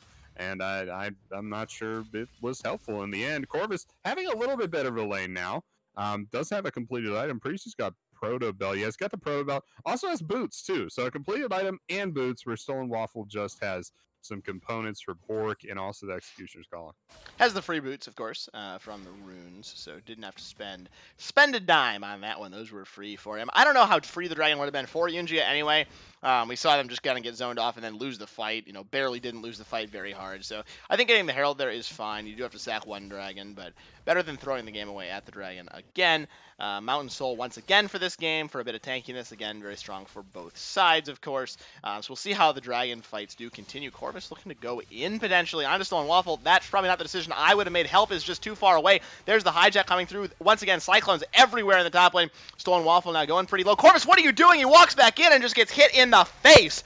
He is going to be going down as well. He moved down into the bot lane. Pogs has been slain. Yunjia has to run away in the top as well. That 1v2 not going well. Stolen Waffle is just going to dive in here. Yunjia, you have to get out. He's not able to do so. Stolen Waffle with the 1v2 in the top lane. Axeman, your point has been made. Yeah, absolutely. Yunjia once was questionable, twice is real bad. You can't keep coming back in this lane. And yeah, Corvus kind of baited himself a little bit there. I think that's probably the right move on like 60% of top laners, I would say. Unfortunately, Wukong with that empowered, I think it's Q. Yep. The gives him bonus range. So yeah, I mean, Corvus was dead before he ever got within W range. Now, if most champions that would have killed him with one auto, that W probably works there, because the W goes off before the auto has time to, and you heal up for like, I don't know, like 300 health or something like that, and then you probably win that fight. But with Wukong, you just don't. I mean, he input buffers the Q, and you're just dead. Yeah, taken out straight away. Pretty unlucky there for Corvus. Another fight in the mid lane side, doing a lot of damage. There's the knockup, but Last Breath just not anywhere to be found. No crit yet on Fish and Valor. Double dagger, double Doran's Blade. He's got a lot of swords, but not a lot of critical strikes here. Corvus could be caught out as well, walking forward onto that Scuttle Crab. Just getting collapsed on here. Vision on him. There is builds watercolors for a bit of a slow. Corvus trying to get himself away. Doesn't have the hijack available just yet. He uses his flash over the wall, but Sai, perfect execution, and that was perfectly executed by the mid laner. During the fight, we have a pause. Yunjia has left the game. That's a little bit awkward. Apologies coming through in the chat, though. Everybody seems to be okay with this one. Corvus does not have a prayer to get out of this one, X-Man, as we're back into the game, actually, as that was just a very brief pause. Sai has picked up the kill on a rampage. I don't think we'll see another pause come through, as my screen is froze. Looks like yeah, I buffered for a little bit there. Looks like we both buffered. So, yeah, so we are we're good on this one. Just there we go. We're back up synced on this one. Back into the game. One kill for Sai there. Corvus just caught out of position. Yeah, kind of out of position is correct, and at this point there isn't just a lot of positions that Corvus isn't out of position here. Oh, Arrow in the bot lane. Saber getting chunked down quite low. Actually taking a ton of damage. Pogs has picked up the kill. A little bit unfortunate. Equinox now might have to use the Featherstorm to keep himself safe. There's the root coming down. Absolute Zero as well in a good spot. Equinox does have to use that Featherstorm. Oh, what a great blade caller as well. Wow. Trying to flip the script on this fight here. Everybody's going to be okay, but he does have that Essence Reaver completed. The crit chance does empower the damage from the blade caller, so something to watch out for in your games. Equinox stays safe, but the support goes down. Yeah, really, and I really feel they needed the kill on Equinox there, who is apparently massive. It kind of sleeper on us a little bit there. Didn't notice that they had completed the Essence Reaver and also had like a 30 CS lead, so maybe it is Equinox is going to be hard carrying this game as we move into the late game, and not so much Psy, but there's room enough for two to tango. Yunjia And trying to get himself away. Yeah, there's the showstopper onto him. Flash to get himself back to where he used to be. Corvus now trying to go in. Has the hijacked. Perfect execution. Could be trying to go in onto Cybersoul. Gets knocked up with the Wild Grove as well. Stolen Waffle with a lot of displacement in this fight. Corvus trying to keep himself alive onto the backline now, but he finds himself in Psy, who has the real perfect execution. Trying to flip the script in this one, but he is now 1 versus 4. Has traded 1 kill back. Can he get any more over the wall with the second activation of that in the end? Top laner for Jungler traded out. Yunjia going to get engaged on once again by Stolen Waffle. Who does win this fight? Looks like nobody. Everybody walks away from this 1-for-1 in the end. Yeah, neither party there between Yunjia and Stolen Waffle could really depend on them being the only one there. But this is going to be another dragon here. It's going to be the second dragon for IKB. Unless it gets stopped here. Yunjia walking in, but no, not in time. Didn't quite have the camera on it for that one. Red team has picked up the dragon. Second of the game. Their first of the Mountain Dragons, which will, of course, be the Soul. A nice pickup there for the IKB bot lane, making that worth it. We're going to see fight in the mid lane as well. Lafers has to flash away from Tempered Fate. Equinox walking very far forward, does not have Featherstorm. There's the arrow right in his face. Yunjia last breath as well onto this AD carry. Can he keep himself safe? Exhaust goes down. He's going to stay alive. Corvus has arrived, though. That is going to spell his doom. Psy flashing over the wall as well. Magical Journey to buy Bard a little bit of time to try to go for the engage. Corvus running away. The shutdown on Psy on the other side has gone over to Fish and Valor. Corvus now running for the hills for his life. Can he get over the wall? No, he can't. Stolen Waffle now on a killing spree. A little bit of a fight back there. It's a 2-for-2 in the end, but Halo Spades trying to get themselves on the board. Yep, they get a little bit back, more than they've had for most of the series now, so that is something. They're still 5k gold down, though, Carl, so they're going to need to make a little bit more happen than that one, but it is Yasuo that gets the shutdown, so he rolls that into a Phantom Dancer as well as a BF Sword. There's going to be some damage coming through from this Yasuo now. We'll see if it's enough. Could be. I'm going to go with probably not, but you never know. If he can get to the Infinity Edge, a little bit more crit for himself. He really needs to get to a point where he can 1v1 Psy reliably, and I don't know if that point ever comes. Psy is very good on the Akali. He has shown that throughout this series, so something to watch for as we get on later in this one is Fish and Valor able to 1v1 basically anybody in the side lane? Can he kill the Wukong, and can he kill the Akali? We might see the first instance of this coming through in the bot lane. They are now side laning. They might look to go for the toe-to-toe. Ignite is available. Exhaust is not for Fish and Valor, so one summoner advantage for Psy there, as the Herald's just being taken away by IKB. Yeah, and they'll be rolling this into more gold too, and we'll see where they drop it. My guess would be mid. They're already taking top. Looks like Psy's got the handle on the bottom side. Oh, it's round 5 on can they kill Psy? Looks like they might have a little bit more success. Nope. Okay, just kidding. Last breath goes forward. Actually, he might get taken very low. Oh, everybody's getting taken very low. Fish and Valor taking so much damage there. In the bot lane, both ultimates were expended. Herald in the mid, Tempered Fate as well. Going to go on to a Lafers. He has no summoners to get himself away from this one. The double Tempered Fate. There was the stolen one from Corvus. Not a great usage of that, I don't feel. Not going to be able to save this tower with that. Excuse me on that one. We're going to have the Herald go into the tower. Can get the charge off. Doesn't take it down, though. Thought the snowball might lead to something, but Yunjia just not terribly accurate with those snowballs this game. Maybe needs to go back to driving school on that one as the fight kind of fizzles out. Yeah, and there is still a little bit of shutdown gold here on Stolen Waffle. If Halo Spades are able to take this, they'll be looking in a much better spot for sure. Round 8 in the bot lane. Psy now under pressure from, you guessed it, it's Yunjia and Fish and Valor trying to go onto him, but he just walks away. He's going to be okay. Looking for round 9 probably in just 30 or 40 seconds, I would say. Might see a fight in the mid lane, though. Saber could be going very low. Might get stunned up. The stun actually going to land onto Equinox. Does have Featherstorm available to get himself away, but he's just going so low. He's taken out before he even uses that ability. No arrow available. Saber should be able to get himself away for now, but likely going to get eat on. No, he's not. Gets himself away from that one. 1 kill back for the Halo Spades. Yeah, so let's talk about this new pick. They definitely have a little bit better objective control. I would have liked to see them lean a little bit more into it. It kind of seems like Yunji is under the impression that this is a hard ganking champion, and that you win as Nunu by just ganking super hard. Fight in the mid lane, Axeman. I hate to cut you off, but Tempered Fate going to go a little bit short. Snowball once again going to miss. Cyphersoul now running in with the Hex Flash, trying to get onto Yunji. Not going to be able to do so. IKB now trying to run for the hills. 3 versus 4 on China Crystal. Arrow for way downtown. That's a 3.5 second stun onto Silent. Can they get onto wards? And looks like they cannot do so. Stolen Waffle as well. This could be a big fight if they decide to commit to it. Yeah, both teams dancing around at the moment. Kind Chilling of it in biding the the mid, time for yeah. Baron, I feel. 21 minutes would be a very early Baron, but they can wait a couple more, maybe extract a little bit of gold. A little bit more gold from the map, excuse me, maybe complete some items, then they can go for it. It really is IKB at this point that has dominating vision control over that area.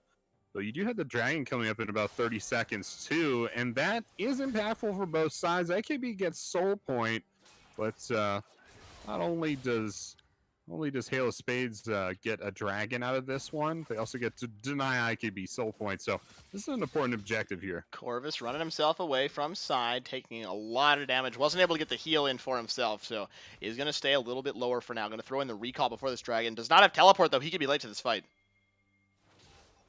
He definitely could be. He also could just stay. I mean, you had the heal. There's a lot of healing reduction on the enemy team, though. He might just get taken down straight away, going in onto Saber's waifu. Can they pick up the kill onto this Bard? He's taken so low, but he gets the magical journey out. Has to use wild growth onto this Silas as well. Not the cooldown you wanted to have to expend on your top laner before the fight starts. No flash available as well. Saber still has his exhaust for a little bit of impact, and he can throw himself the healing shrines to keep himself topped off. Dragon is available now. It looks like we're going to start the dance.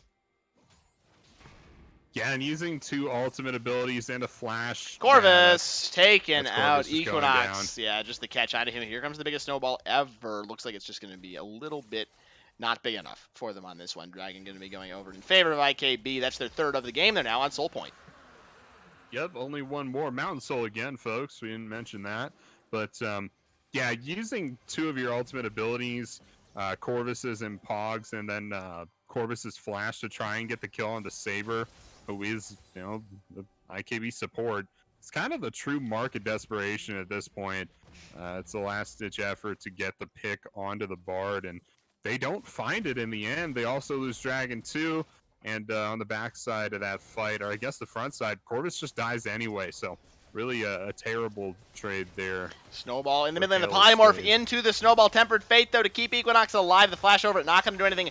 There is the Featherstorm as well. Nice flash from Equinox to keep himself safe. Blade Collar comes down as well. Cypher Soul tanking up in the front line as Halo Space trying to get anything done in this fight, but the picks are just not landing for them. Pog's taking very low. He's going to be going down. Cypher Soul actually dies under the dark. Can't get the Haymaker. There's a double last breath coming through from Fish and Valley. The shutdown comes down onto Wukong. Stolen Waffle goes down. Equinox going to fall as well. This fight going very well for Halo Spades, but Sai trying to flip the script on him in the backline. Alafris trying to get away from this guy. Can he do so? Can he get the Quadra? There's a Zynia under the tower to keep Sai alive and buy a little bit of time, but the heal's coming through for him from the Gunblade. He's very low, but the healing is just from all sides on this one. Sai trying to get away. Alafris so low. One auto attack could take him down. There's the Q. Saber picking up the kill for himself there. Corvus now in a 1 versus 2. Is the magical journey available? Yes, it is. Corvus going to go through it. Likely going to get stunned up as well. There's E1. Can he get E2? Oh, he whiffs it. Going too far to the left. He has to go to the right. Saber going to go down, though. I would expect. Throws himself another heal. Can he get himself alive? There's the stun into the wall. There's the Portobello. Going to pick up the kill for Corvus now looking onto Sai, but I don't think he's going to be able to catch him. He does decide to turn away. It's a 4 for 4 at the end of the day. Yeah, and Silas looking a lot better than he has. Only time will tell if it's too late, though. I would say the biggest thing at this point is that Yunjia was able to take that first dragon. If you look at that fight once again, but this time, if IKB had the Mountain Soul, that's a very different fight. So I think that that 1 dragon delay here on the Soul is really what's keeping Halo Spades alive right now. If they can keep it up, they might have a much better shot at this game than they did the last one. At least I would say anyway. I also just kind of like the Corvus being on Silas a little bit more here than I did on the Urgot. Obviously, Urgot had a lot more lane success, but I feel like Corvus is just going to have more skirmish success with the different ultimates that are available to him, right? You have the Cyclone, the Showstopper. These are good team fight ultimates, and a little bit better than the kind of single target execute that Urgot was getting. Not really providing his team with a whole lot of value. We already see Corvus kind of flip that team fight on its head. As he continues to scale, it's only going to get better for him. And, yeah, I guess it remains to be seen how well Corvus will do moving forward into this game. He really is his team's last hope, I think, against all odds. The rest of his team's fallen behind pretty far by now. But with that last fight, Corvus is looking okay. Not so much when compared to Stolen Waffle, but when compared to the rest of his team, he's doing pretty well. Pog's going to be caught out. He's going to get taken down straight away. Not too much more to be said there. Showstopper invested. Maybe didn't need to use that, but I don't think it really is going to make that much of a difference. Pogs goes down. That could just be the Baron start here for IKB. Alafris also does a lot of damage, as well as Corvus. 1v1 in the bot lane might have to be the saving grace, but Fish and Valor, I just don't think he wins this. Has the IE. Baron bait being set up so far. And this is some Oh, kind Corvus. of death bush. Corvus, he's going to get picked off, taken out. The only strong member besides for maybe the Ashe taken out of this one. This is going to be the Baron going over for IKB. Yeah, definitely. That's just well played by IKB. Very good communication. Very good synergy as a team to be able to use the magical journey in such a capacity. And Candid Crystalero is going to go wide. Yunji looking for the steal, isn't going to be able to find it as the Bard is chasing away the Nunu at the moment. And you're right, Carl, this is going to be IKB's Baron. Let's go Wow, over tempered Yunji, fade. in the tempered fade. Don't think the snowball is going to be enough to get himself out. Going to land it on the side, blocked up for that one. Yunji throws himself another heal, but perfect execution and one more Q. Going to be enough. Sai picks up the kill. Baron in their pockets as well, and a 9,000 gold lead for the Imperial Knights. Blue looking much better in this game. Yeah, definitely. Few hiccups there. And in the best of 5, they will need to win one more, if indeed they do win this one, to be able to clinch the victory. Next Dragons in 15 seconds, though. This is going to be Soul for IKB. Could really put the final nails in the coffin for Hail of Spades, I would imagine, with the Baron buff and also that Mountain Soul. But it should be the fight, and yeah, Hail of Spades have to fight over this one. This really is just the end of the game if they don't. Sai face checking into Pogs, but who's really face checking who is the question. Yunjia now alive, snowballing back into this one. Dragon has been started up just now. Corvus might find himself on the wrong side of this situation. Walking in 1 versus 2, taking very low. It does have Azania, throws that down for himself. Soul has gone over though, however. There's a double tempered fate. Everybody's going to be in stasis. Half the players in the map are in that one. Sai now unstoppable, picking up the kill, and IKB is just running rampant in this fight. Fish and Valor trying to fight back a little bit, but it's just not going to be enough. Yunjia has gone down. That's a double kill for Equinox. They're going to be cleaning up this fight. IKB, it's a clean ace, 5-0. They should be able to run it down mid. This could be the end of the game, X-Man. I would say, yeah, it's going to be the surrender vote there. I think maybe that's just Hail of Spades saving us a little bit of time, but we're going to go to game 3, and this is going to be a good one. I mean, despite Hail of Spades not showing up, I've had a lot of fun watching IKB in these games. I mean, that Bard play in and of itself made watching this game worth it to me. That was just a really well executed play. Yeah, very well done by the whole IKB team. They are a pleasure to watch, of course. A very strong team, undefeated in the regular season. They did defeat the Syndicate, a storied style esports team in the playoffs, in the semifinals, and they are now here in the grand finals. And honestly, I think if you're IKB, you just have to make sure you're not looking ahead to that relegation match in your promotion game, trying to get into Shurima for the next season, right? You need to keep your eye on the prize. Make sure you close out this series. But I think as long as they, stay focused, keep playing seriously, they should be able to close this out pretty cleanly. In game number 3, these games haven't really been that close. Yeah, they definitely haven't been that close, and that's probably one of my favorite things about IKB is that for them, the elo doesn't matter. It never has. It's just kind of their synergy as a team that carries them through games. They're also incredibly good laners too. It's not like they're bad solo players and then just really good as a team. They have incredible solo ability, but the way they come together as a team is really what makes this team shine for me. Fun fact for the audience: IKB, I believe, was seeded 6th in this group, and have been Coming completely into the year. undefeated. Yeah. Coming into the year, they were placed 6th in the group overall. Only one position away from actually being in a lower group, I think. And now they've gone completely undefeated. And if they win this next game, they will be completely undefeated through this season, which is not only an insane story, but it's kind of bizarre. I mean, you talk about solo queue defining comp teams. A lot of people would say, you can outplay your rank if you work as a team and stuff like that. But this is a lot. This is a lot, like even for team synergy, for them to be outplaying this much. Yeah, they're just a very good team. I think IKB, I scrimmed them a couple of weeks ago, and with a low diamond team, just got blown out of the water. This team is really good. Their synergy is great. They play very much as a team, and it's just a pleasure to watch them and a pleasure to cast their games. So, and I hope everybody out there feels the same watching in the chat. Appreciate everybody bantering in the chat, keeping it alive for us here. We are going to throw it to another break as we get set for game number 3. We will be back in just a couple of minutes. Don't touch that browser. Style Esports returns in just a few.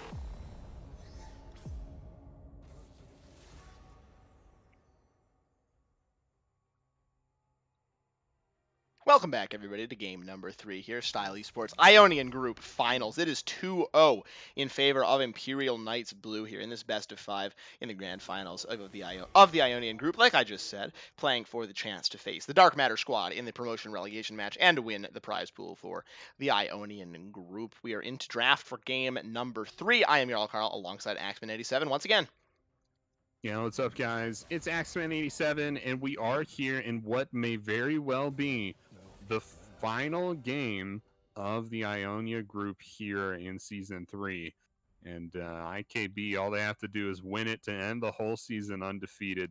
What a opportunity, and what a cool thing that would be to go from exactly the complete underdogs, right? I mean, place 6th to go completely undefeated. It's going to be totally wild.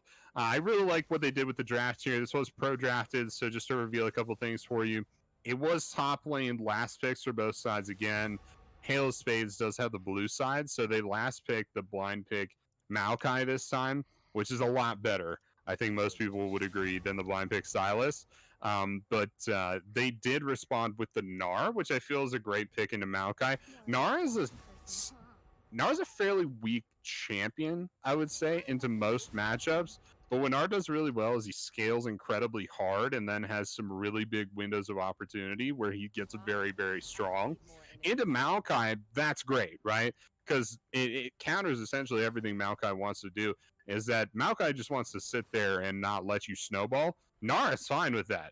Gnar doesn't want to snowball. He just wants to sit there and hit you sometimes and farm, which is not what Maokai wants, right? So kind of adding in the W passive and the damage it can do to tanks potentially, I feel like Still and Waffle has garnered themselves yet another great top lane. I would really like to see an on-hit Gnar in this game. I mean, I want to happen too. Yeah, I want to see Grasp of the Undying. I want to see either a Wit's End. Wit's End first doesn't sound that bad. He's, both soul winners are magic damage, Wit's End, Blade of the Ruined King, maybe a Frozen Mount coming through. I think could be a really nice build for them to go for in this game, and just give them a lot of pressure in the top lane. It's something I would like to see. I think it's a really fun build to have, so we'll see what he decides to go for. Of course, could go a little bit more standard, but I'm rooting for that on-hit Gnar. Would also provide maybe a little bit of magic damage if he goes for the Wit's End. They are a reasonably full AD comp. Yasuo, Ezreal, Gnar set, doing a majority of physical damage, I'm pretty sure, so we'll see how that works out for them as they go through here. About 70% AD, I think, so could be an issue if they get to the super late game. Corvus could just build a lot of that attack damage, or a lot of armor, excuse me, and kind of just tank up everything. Zanya coming through for Fish and Valor as well, a little bit of armor for Lee Sin. Thresh, of course, scales incredibly well, so I do think IKB does need to be a little bit conscious of their damage breakdown. Yeah, definitely. Yeah, it's something you got to keep in the back of your mind. Fortunately, though, like you already kind of hinted at, Hail Spades, not a hugely tanky team. It's kind of front to back a little bit. You got Maokai, Thresh, maybe Lee Sin up at the front there, but stacking armor would hurt more of those champions than it would help them, I feel. Especially since you have so much physical damage coming at you from so many different sources. It's almost like, yeah, I'm stacking armor, but I'm also getting hit by an Ezreal and a Yasuo, and they're critting me, and Gnar is doing, this magic damage with the W passive, so maybe stacking armor isn't necessarily the best thing. But yeah, it is going to be interesting, especially Corvus, right? We're talking about frontline. Corvus is frontline. Maokai is absolutely huge. If he stacks armor, he's going to be nigh on unkillable. So that's a great point there, but yeah, we're looking at this bot lane. This bot lane has been essentially the same for all 3 games, just kind of late game scaling carries with some fairly standard supports that aren't going to have too much going on in the early game. I think the most we saw was a Lapras on Ezreal, got a double kill in the early game. That's about it. I think Equinox had a fairly good Xayah game in the early game as well. It was like 4-0 at 12 minutes or something like that, but by and large, it's mostly just been like slow bot lanes. This one strikes me as a little bit different because it has the 2 heavy hitters, right? I mean, the twin kings of bot lane right now, Ezreal and Aphelios. So this one might be a little bit different. There might be some more fireworks here.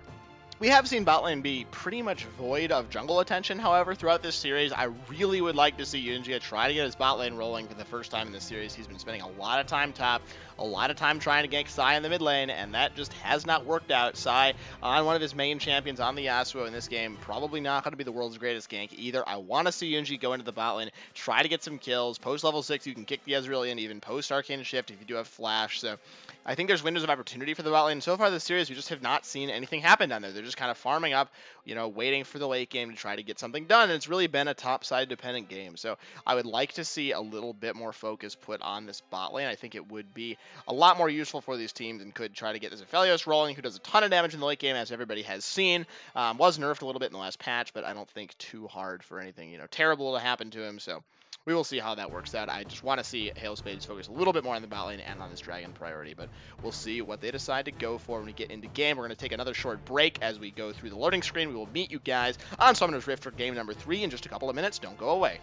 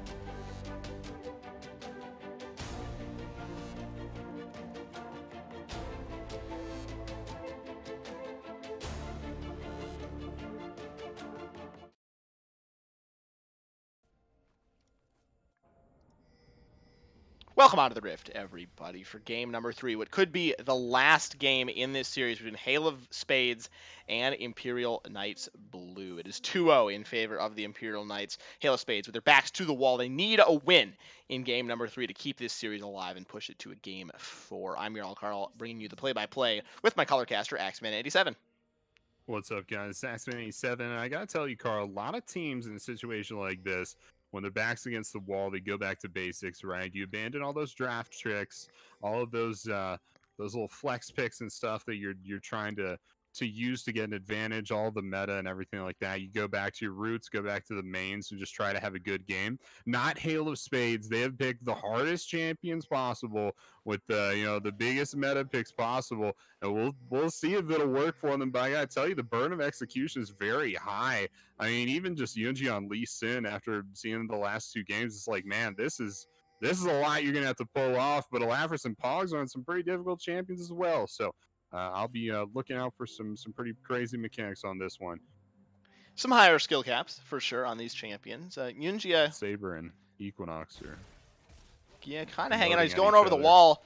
Yunji could be trying to go for a play here, Axeman. Not too sure what the idea is. I have no idea. What some of the biggest strength about Lee Sin is that you get a fantastic early clear and hit level 2 and can basically 1v1 anybody over a scuttle. You Yeah. can't now. You're Yeah, behind 2 camps, he's about and now you 25 seconds behind now. He didn't. I was gonna say he was gonna Q over the wall and try to steal it, but he didn't have Q because he ward hopped over the wall. So he started W. That's not. I'm baffled, X-Man. Yeah, strange play for sure. Maybe he thought he could get the red steal there. But what you have to realize is that most junglers will try to start in retrograde against Lee Sin so that they don't end up at the end of their clear on the same side as him. So if you're Lee Sin, you anticipate them starting topside. So I don't know why he went for the steal there. Yeah, maybe he thought that Slaver Soul was on the bot side and he was just gonna take it away. Yeah, But I don't know yeah, why. yeah, and I feel like in that case you just walk in. You don't need to go for the ward hop over the wall, right? You just kind of can walk yourself in. So very puzzling. There also, I think we're gonna get an on-hit Gnar on the top lane. He went fleet footwork. I was advocating for the grasp earlier. Apparently, I'm behind the times, and fleet footwork is all the rage on the on-hit Gnar these days. So apologize for that, but Stone Waffle could be bringing some spicy builds to this game number 3. Definitely. So here's what you gotta look at. Last patch, Nar gets a his attack speed bonus on his E doubled at first level, and from 20% to 40%. It still scales to 60%, but early in the game he gets so much more attack speed. Ganking mid lane. Sai is fine once again, and this is just proving to be an ungankable lane. He didn't even use summoners. They used exhaust to try to lock him down. He dodged the sonic wave and just eat his way out through Yunjia on the ganking member there. And I think you just have to stop ganking this mid laner. Sai's not dying to these ganks. It's not working. It's time to go in the bot lane and try to pick up a kill there. Definitely, and at least for this one, it makes a little bit more sense. I mean, you're Lee Sin, where before you were Nunu, so I feel like, I'm Lee Sin, maybe I want to gank a little bit more. That makes sense. They have a Yasuo who is not as strong now as he will be when he starts to get crit items, so maybe I want to shut him down early. But yeah, I still feel like you start bottom and work your way up from there to try and get some bot priority so you can start getting these dragons. So yeah, it's a little strange they're going for the mid lane. Keep in mind, Fishing Valor using exhaust there. That takes away a lot of their safety in this lane. Now Cypher Soul and Psy basically just have to walk in, and Fishing Valor has to flash, so they're just going to die. Yeah, I don't think there's a lot of solo kill potential for Psy up against Fish and Valor in this mid lane. Yasuo, before he gets items, isn't terribly scary. I expect Fish and Valor to be okay in this lane, although could find himself in some trouble if he does get ganked. Like you were just mentioning, might have to burn that flash. Another gank in the mid lane. Yunjia just kind of stealing the creeps from Fish and Valor. I'm not sure what's going on in this game with jungle pathing. Yeah, I'm not sure either. It's kind of lucky that they're playing Lee Sin here, actually, because any other jungler would be vastly behind at this point. Unless you're like Graves or Olaf, you're probably 2-3 camps behind. It's lucky that Yunji is Lee Sin and can try to keep up here. Man, Solo Waffle's already doing so much damage on this Gnar. That's nuts, man. That jump attack speed is crazy. But Yunji looking for first dragon in this game. This is where they started to get a little bit of a foothold in game 2.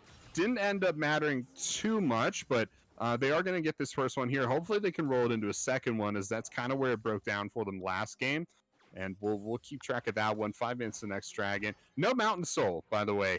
I'm not sure if that's good or bad for Halo Spades. It almost seems like they've kind of been getting lucky that it's been Mountain Soul the last 2 games and not like Ocean or Infernal. Because I feel like if it was either of those games end like way faster. So if we are going to see an Infernal Soul, that's going to be real rough. Even something like Cloud Soul is going to be pretty bad for him as well. Gnar and Yasuo with Cloud Souls are going to be absolute terrors with that bonus movement speed. I will say I'm excited not to see the Mountain Soul in this game. We're going to see a gank in the bot lane, as we're going to have to hold that thought. Pog's going very low. Could get taken out. The Haymaker comes across. Could see a counter gank as well in this bot lane. Yunjia is on the scene, but it looks like everybody is just going to back themselves away. Nobody goes down. We're going to move over to the mid lane side, trading out to Fish and Valor, but a shield to keep this Diana alive. And a lot of fighting, but not a lot of damage. Everybody's going to be okay. Yep, something like a 25 CS lane here in the mid lane for a Yasuo. And Sai hasn't backed yet, and Fish and Valor has, so it's pretty crazy so far. Sai really just has to take this back. Take a look at the gold real quick. Yeah, see another engage. Might not have time for that. Saber has arrived. Ignite was used by Sai, probably just to push Fish and Valor out of lane. That Exhaust is going to be back up, though, so Summoner Spell differential has come online in this mid lane, but Yasuo, 62 CS recall, 1900 gold, I should say, going to be able to get himself some boots and probably some more daggers, so a lot of attack speed for this Yasuo in the mid. Yeah, absolutely. Tons of attack speed. He gets to kind of push his advantage and stack up more CS this way. I think a lot of people are kind of like, why doesn't Yasuo buy crit here? Crit kind of just messes up your CS more than it helps you anything at this stage in the game. You maybe have a little bit more all-in potential on the Fish and Valor, but it's not really what you're looking for. I mean, Fish and Valor just hit a massive power spike with their ultimate. So this really is just Sai looking to farm up a little bit more and then hit the massive power spike, be able to build a full crit item. Phage has come online in the top lane for Stolen Waffle. Going to be going for the Oh all-in my. onto Corvus, who is running for his team. Nature's Grasp as well. I This think is Corvus is going to be sickening. safe, but that is a lot of damage. Doesn't even have any attack speed yet or any on-hit items. Just going to be able to get the move speed from the Phage, drawing a lot of Halo Spades pressure up here. Sai walking into a bit of a gank. Not too sure what he's doing. Running toward his jungler now. Does have Flash available as well. Yunji not level 6. Teleport coming down as well. This could be quite a fight here this early on in the game. Sonic Wave is going to land. There's the engage. Diana going in. Moonfall comes through. Sai very low. Yunji trying to get the kill with the flash in the E to the creep as well. Cypher Soul with the Showstopper trying to get himself out. Does not have flash yet available, but he's going to be running himself away. And this is just amazing, Axeman. Everybody survives for now on IKB. I think they're all going to get out as well. What a play by IKB. Stolen Waffle might even look to trade something back here a little bit later. Lantern going to be thrown out. Everybody lives once again. Yeah, it's insane how well this Gnar is doing already, but this really is a great lane for Gnar. And I'm always surprised we don't see Gnar picks more often into Maokai. Maokai being so popular and Gnar just seeming to kind of counter everything he wants to do. But yeah, as soon as Stolen Waffle builds, and I'm not really sure what he's going to build. He has fleet footwork. I imagine we're going to see an attack speed item at some point. Starting with the Phage just kind of makes sense. You kind of stick to Maokai a little bit better, but also you need some health, or Maokai just kind of flips it on you. So we might just see Phage into like Berserker's Greaves and then maybe an attack speed item. Like a recurve bow, something like that. He's but going in again, Axe. All up to Waffle. Going in onto Corvus. Yunjia is here, though. Stolen Waffle could find himself in some trouble. Should be able to get himself away. Mean, another Q on towards I don't Yunjia. know. Yeah, there was no kick happening in that one. Didn't have the ward. Has the Herald, so he can't ward hop. A little bit unfortunate that Yunjia did end up picking up that instead of giving it over to one of his teammates. Stolen Waffle survives the gank once again. Yeah, absolutely. And now Cypher Soul is taking this enemy red, and it is IKB fully invading enemy jungle as the dragon spawns at 30 seconds. Top lane. Corvus has got a little bit of armor. He's got Baby Cinder now. This 1v1 is suddenly getting pretty close, but Stolen Waffle does still have that CS lead. Yeah. Man, this is such an interesting lane for me, I gotta tell you. It might seem boring to other people, but this is like watching pro sports for me. But Cypher Soul looking for Pogs. Running into Pogs. See what he gets here. Yeah, has that phase rush for a little bit more movement speed. Showstopper straight on into side. Last breath as well. This has escalated very quickly. First blood going over in favor of the mid laner for IKB. Fish and Valor trying to get himself out, but it's a valiant effort, but it's not going to be enough. A double kill now for Sai. Taking over the mid lane once again. The Dragon going to be started up as well to even the score. Yep, and this is going to be, you already mentioned, one apiece here on the Dragons. We also will get to find out which soul we have here as soon as this one goes down, and it's going to be an Infernal Soul. Okay, so lots of damage coming through. As we've already mentioned, it's perfectly even, so either team has an even shot at this Dragon Soul right now. IKB obviously 2-0 in the series and 2K up in gold at the moment, so if I had to guess, I would say they pick up more dragons than not, but of course the game isn't over yet, so we will see how this breaks down. Gnar is backed, picked up the Kindle Gem, so looking for the Black Cleaver early. I think this makes a lot of sense.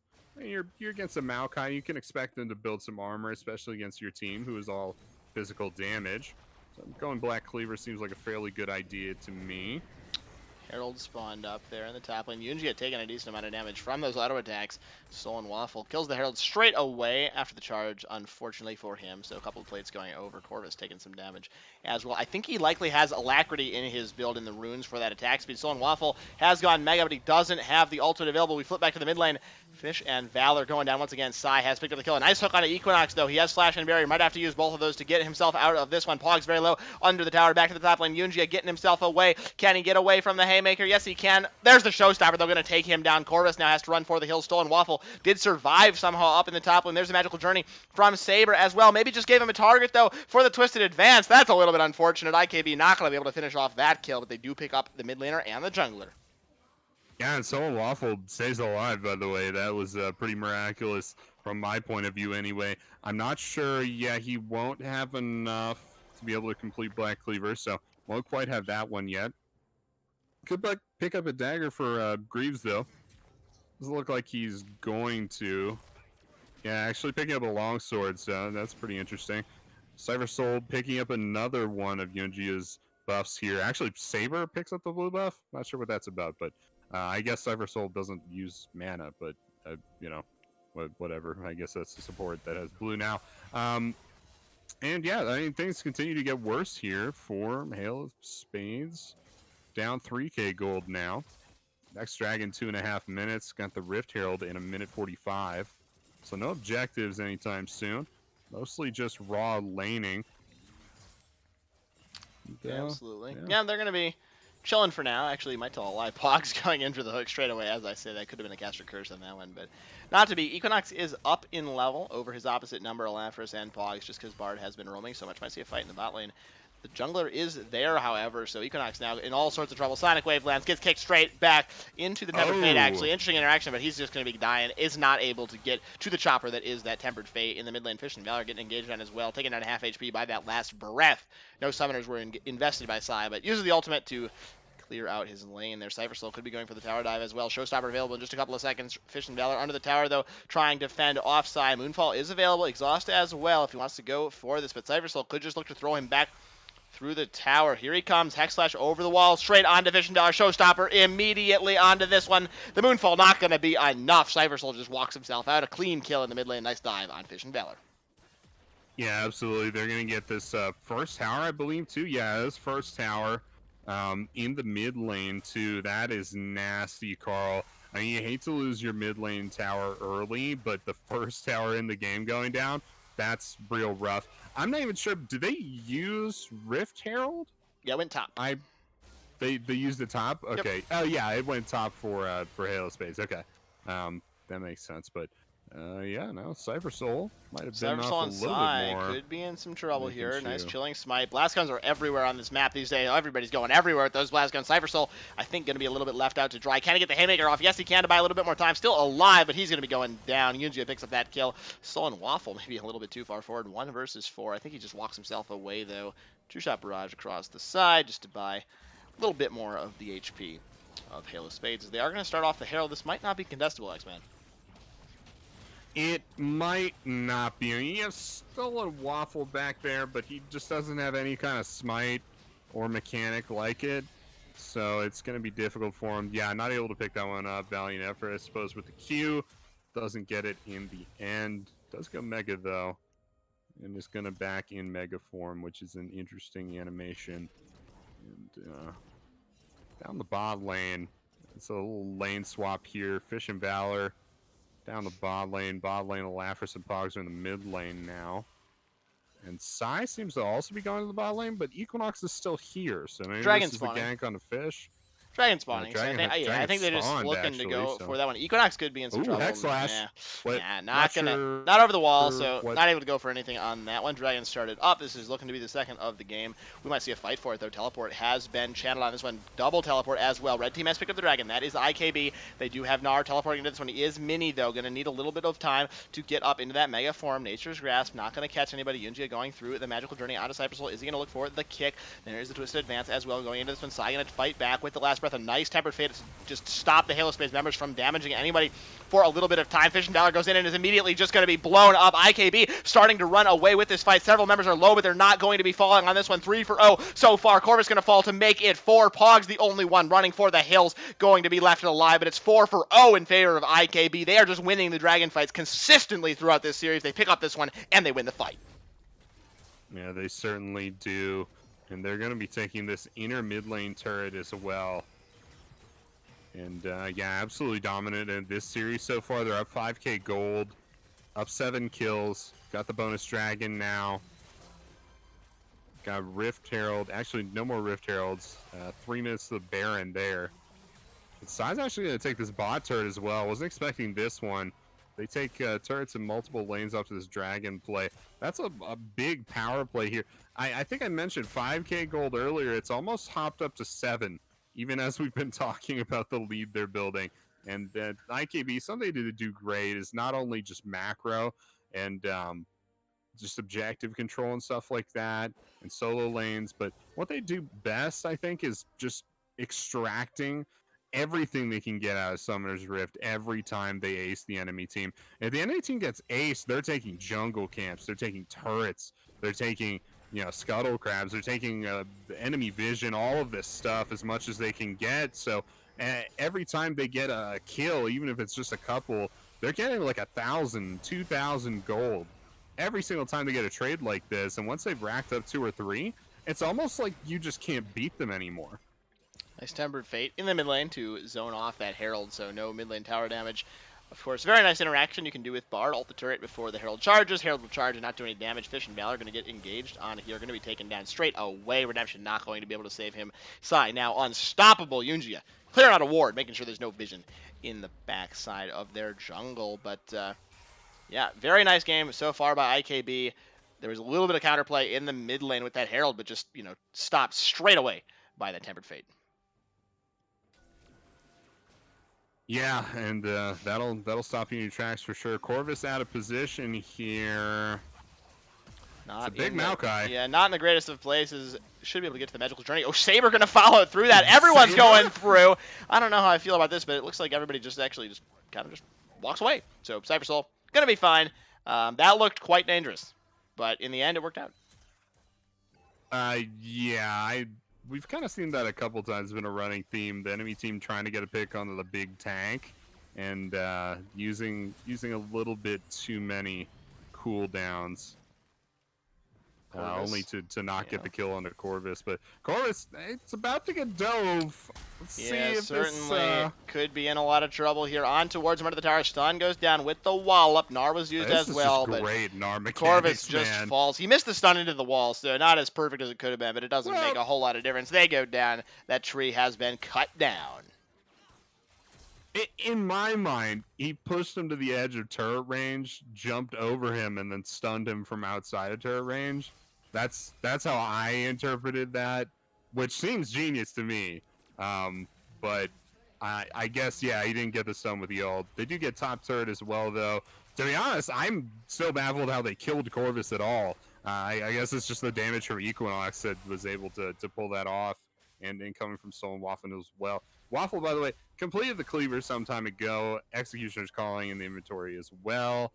We're seeing a very similar build for Equinox that Alafris had. And I think game 1 was when Alafris was on Ezreal, with the Iceborne Gauntlet and also the Mirror Mana now.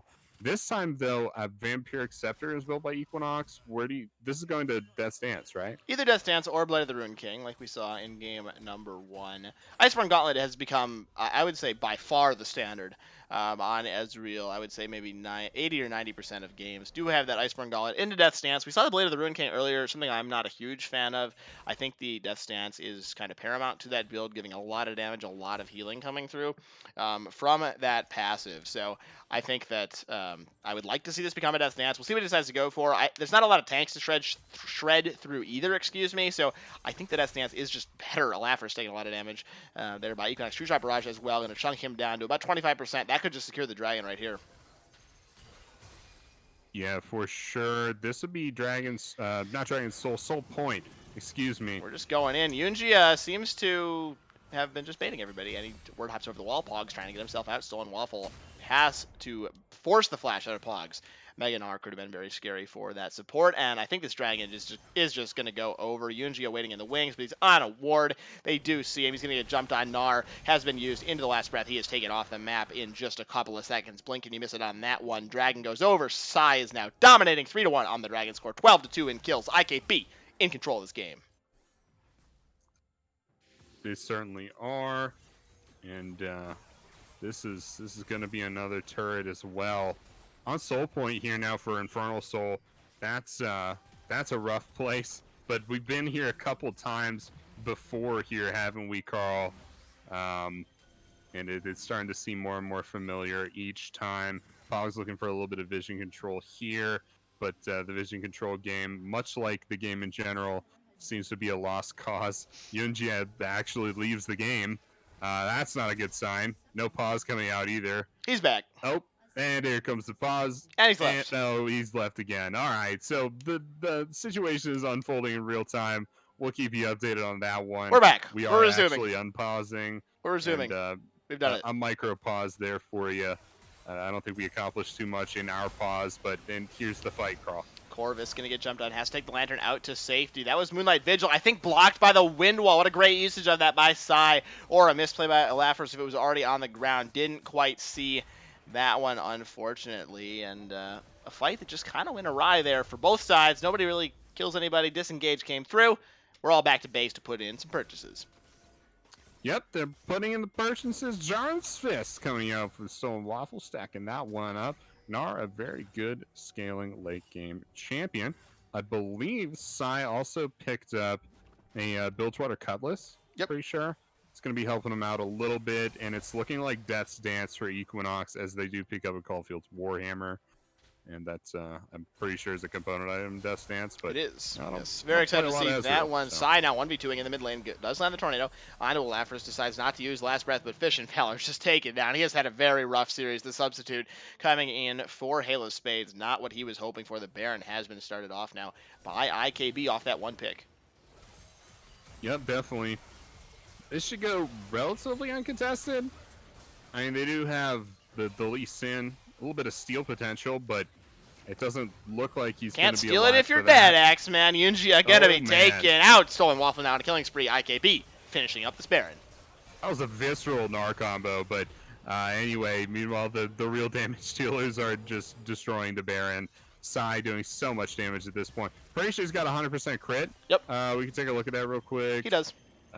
He does, yeah, easily. So, that's pretty rough. And it's it is the surrender. surrender. Be the third surrender of the night here. There it is. IKB. Congratulations. On the series, they go undefeated in Style Esports throughout the entire regular season and the playoffs. Congratulations to them. Winners of Ionia. They do qualify for the relegation promotion match up into Shurima against the Dark Matter squad. That will be coming up next week. But a very dominant series by IKB. They win it in 3 over Halo Spades. Yeah, and the Dark Matter squad got their work cut out for them, man. I don't think anything is stopping IKB from getting to the top. I mean, I'm thinking about like IKB versus Coin Flippers at this point might be able to stop them. IKB Storm Wolves. That would be about it at this point, which is nuts. I mean, IKB, this is like a low plat team, isn't it? Yeah, like, around there. Insane to me. They're keeping up with Diamond players that even Halo Spades had a Diamond player here tonight in the mid lane. It's just like, they're playing way outside their elo level, and it's so cool that they're able to do this with just synergy and good draft strategy, and they're doing so well. I can't wait to see them in Season 4, Carl. Yeah, I think, we do have one more game in Season 3, that promotion match, which I think they're the odds-on favorite to win. You would expect to have that was not a sentence. I'm gonna just start that one over. They are, I think, the odds-on favorite to win that promotion match against the Dark Matter squad. They just have looked so dominant. in this league so far, and they do have that one more game before season 4. But I think in Shurima, I think they can hold their own easily. Axeman, you were saying, coin flippers, Stormwolves, those are the top tier teams that we have so far in Style Esports, and I think they could challenge them for their spots. I really do think so. They look very, very good. It really proving a point that Elo is not the only thing that matters in a team environment, right? And they play very well for themselves. And yeah, we're going to be getting an interview with Sai here in just a second, Axeman, if you want to continue word. Yeah, absolutely. So, but we're interviewing Sai for a number of reasons. I think there was a lot of shining stars here tonight on IKB, and to be honest, it's a shame that they play so well as a team to have to like isolate one of them for an interview. But that's how the game works, people. So that's what we're doing. But just to name a few, Stolen Waffle having crazy performances on some pretty wild champions here tonight. The Gnar, I think, is a highlight for me, mostly because I just love that champion. But also, Cypher Soul had a massive Zac game in game one, and it's almost hard to bring that up as it was so long ago. But man, that Zac was just so huge. But yeah, we are going to get Cyan here for an Yep. interview, and I think we should Yep, have I him will. here I will now. bring him Cy, are in you in there? one Or? sec. He's not here. Apologize for that. We do have a bit of an announcement for that before we get you in here, Cy. Thanks for just being a little bit more patient. But it does turn out that Bagels was last in the group, so that would have been who they were facing. I was incorrect about the Dark Matter squad, but Bagels is no longer a team. So unfortunately, there will be no relegation promotion match, and the Imperial Knights Blue will auto promote into Shurima, so they will be in Oh Shurima wow. next season. There's no need no need to play that game. So that's very exciting for them. Sai, welcome to the casting booth. I believe you are here. If you're not, we'll just start this all over again. But how do you feel about that news? How are you feeling right now? Congratulations on the win. Hey, first of all, thanks for having me on, guys. Yeah, I felt pretty good about the win. We played to our strengths, and I think we performed pretty well all 3 games. Yeah, it definitely looked like it. You were one of the main carries for your team, I think, throughout the series, popping off on Akali and then, of course, on your patented Yasuo. How did it feel in the team environment? Did you feel like you were just carrying your teammates, everybody pulling the weight together? How was the team throughout this? I imagine it was pretty upbeat since you were kind of just smashing all these games. Yeah, no, for sure. I think it was a team effort. Like all of us were winning really hard on all lanes, and even jungle too. Appreciate Cypher for sticking for me in those 2v2 situations. So me and Cypher just kind of ran around the map, and we're just ooga booga. Ooga booga. Yeah. Indeed, played very well on the Akali. I know you were up against the substitute, Fish and Valor coming in, so that probably helped. I don't want to take away too much of the fire from you. Did you notice any differences really playing against the sub, or is it just kind of some other mid laner for you? We actually played against them in our against a sub in one of our regular matches, so we knew what we were getting into ahead of time, like in our draft prep and even in like when we're fighting and stuff like that. So I was a bit familiar with his playstyle, so I just had to adapt and play around that. Yeah, for sure. And I just got a couple of questions here for you, Sai. Thanks for doing the interview, by the way. But Yeah, no problem. you just got auto promoted into Shurima, which isn't something I was expecting. Maybe I should have, having previous knowledge that Bagels had dissolved. But I'm not sure how much of Shurima you've watched, or if you've been watching those teams. Are there any teams in that group that are maybe worrying you? Is there anybody you're looking out for going to season 4? I've been keeping up with like the scores. I haven't been watching the actual individual games, but if I had to say like what teams I'm worried about, probably Coin Flippers and New England Stormwolves. I know New England Stormwolves were undefeated in the regular season, and Coin Flippers were like the only team to actually beat them in the series. So for sure, those 2 teams are, I guess, the most frightening out of the rest of the teams in the Shurima division. And just a couple more questions here for you. It doesn't seem like Elo matters to you. Like solo queue Elo matters to this team. Like I just watched you beat. Yeah, it was a sub. Fish and Valor was a sub. He's a Diamond 4 sub. Okay, Yeah. so it's not like this guy was bad at league or anything. Does that ever play into your strategy or anything like that? Because it almost seems like it just doesn't matter to you. Well, some of our teammates don't really enjoy playing solo queue that much, so we don't have a lot of solo queue experience. We mainly play through like either flex queue or scrims. And like some of us are obviously like kind of hard stuck, it's kind of rough out there. But yeah, we've definitely faced tougher competition in scrims. Like we play usually all diamond teams, so we're not used or we're not like how do you say it? Like unknown to like higher division teams. So we feel pretty comfortable regardless of what rank we're playing against. Absolutely, for sure. We also saw a couple times in this series, and I wanted to ask you about it, where the Halo Spades would play a comp or a champion, and then the next game you would play it back against them. Was that part of your strategy at all, or just did it just kind of come out that way and it was kind of an accident? I think there were definitely some certain prio picks in this series for sure. For example, like Ezreal, Yasuo were two prio picks because I know their mid laner plays all the Yasuo. So we just took advantage of when they're on blue side or red side. We made sure we draft accordingly and picked the right champs that we needed. Absolutely, for sure. We also saw both times after that Halo Spades had lost, they picked the blue side. You continued to use your counter pick, that last pick for your top lane. What was the strategy behind that? We just want to give our top the most comfortable matchup. There's no reason to not give top last pick, especially when on R4 we can pick ADC or support and they're not at a disadvantaged state. So we can easily it makes the most sense to just give top counter pick in that situation. Yeah, and it gave you I so much mileage out of those top lanes, man. Yeah, It for was sure. almost like you could just fully focus on the bottom side of the map. And Cypher Soul really, I mean, you got Dragon Soul. I'm pretty sure every single game there, right? I believe I so. think that last one maybe you got like one One dragon away Drake for it. off. One short, Yeah. Yeah, yeah. and The before surrender they came through. surrendered. Yep. Yeah, and they Yeah. surrendered before they got. But I have no doubt that if they played that game out, you would have gotten it there as well.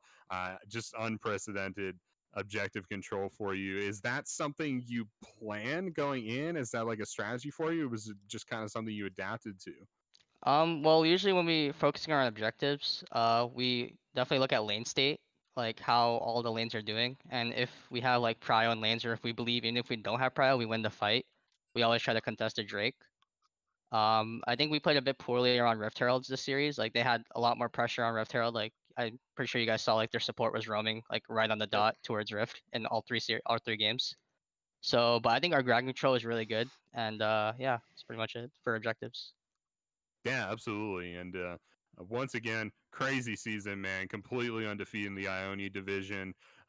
Almost like you didn't belong there to begin with. But I mean, that's the placement rules. That Yeah, was wild. But you're gonna be in Shurima next season, auto promoted, all that good stuff. I can't wait to see you in season 4, dude.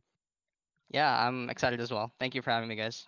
Thank Yeah, you. absolutely. Yeah, thank you, Sai, for the interview, of course. And I can just personally say I have been on the receiving end coaching a team of an Imperial Knights Blue demolition in a scrim once. So they're definitely a team to be reckoned with, and we look forward to having them next season here in the league. But yeah, that's going to do it for the interview, and that's going to do it for the broadcast here tonight, everybody. An exciting best of 5. Unfortunately, only 3 games, but always a pleasure to see IKB play, and we'll see them next season, of course. Again, if you want to find out more about Style Esports, you can do so at the Discord link that is in the description of the stream. Scroll below, and you will find our Discord server, our website, our YouTube, add a few music credits hanging out down there. You can chat with us in the Discord server, ask us casting questions, ask us league questions, just come banter with us, banter with the teams, and you'll get our streaming schedule and other scheduling information about when games are going to be, so you make sure that you do not miss your favorite teams playing. On that note, we will be back tomorrow evening, a little bit earlier than we were today, at 7:45 Eastern Time. We have Team Black Blossom versus TG Refugees. That is the Void Division finals, I should say. Black Blossom, also an undefeated team, looking to go undefeated, the same as IKB did this season. So be sure to check that out once again tomorrow at 7:45 Eastern Time. That's going to be with myself and Merlin and Axman87 as your host for that show tomorrow night. But with that being said, that's going to do it for our broadcast tonight. On behalf of myself and my colorcaster, Axman87, thank you all so much for watching, and we will see you later. Good night.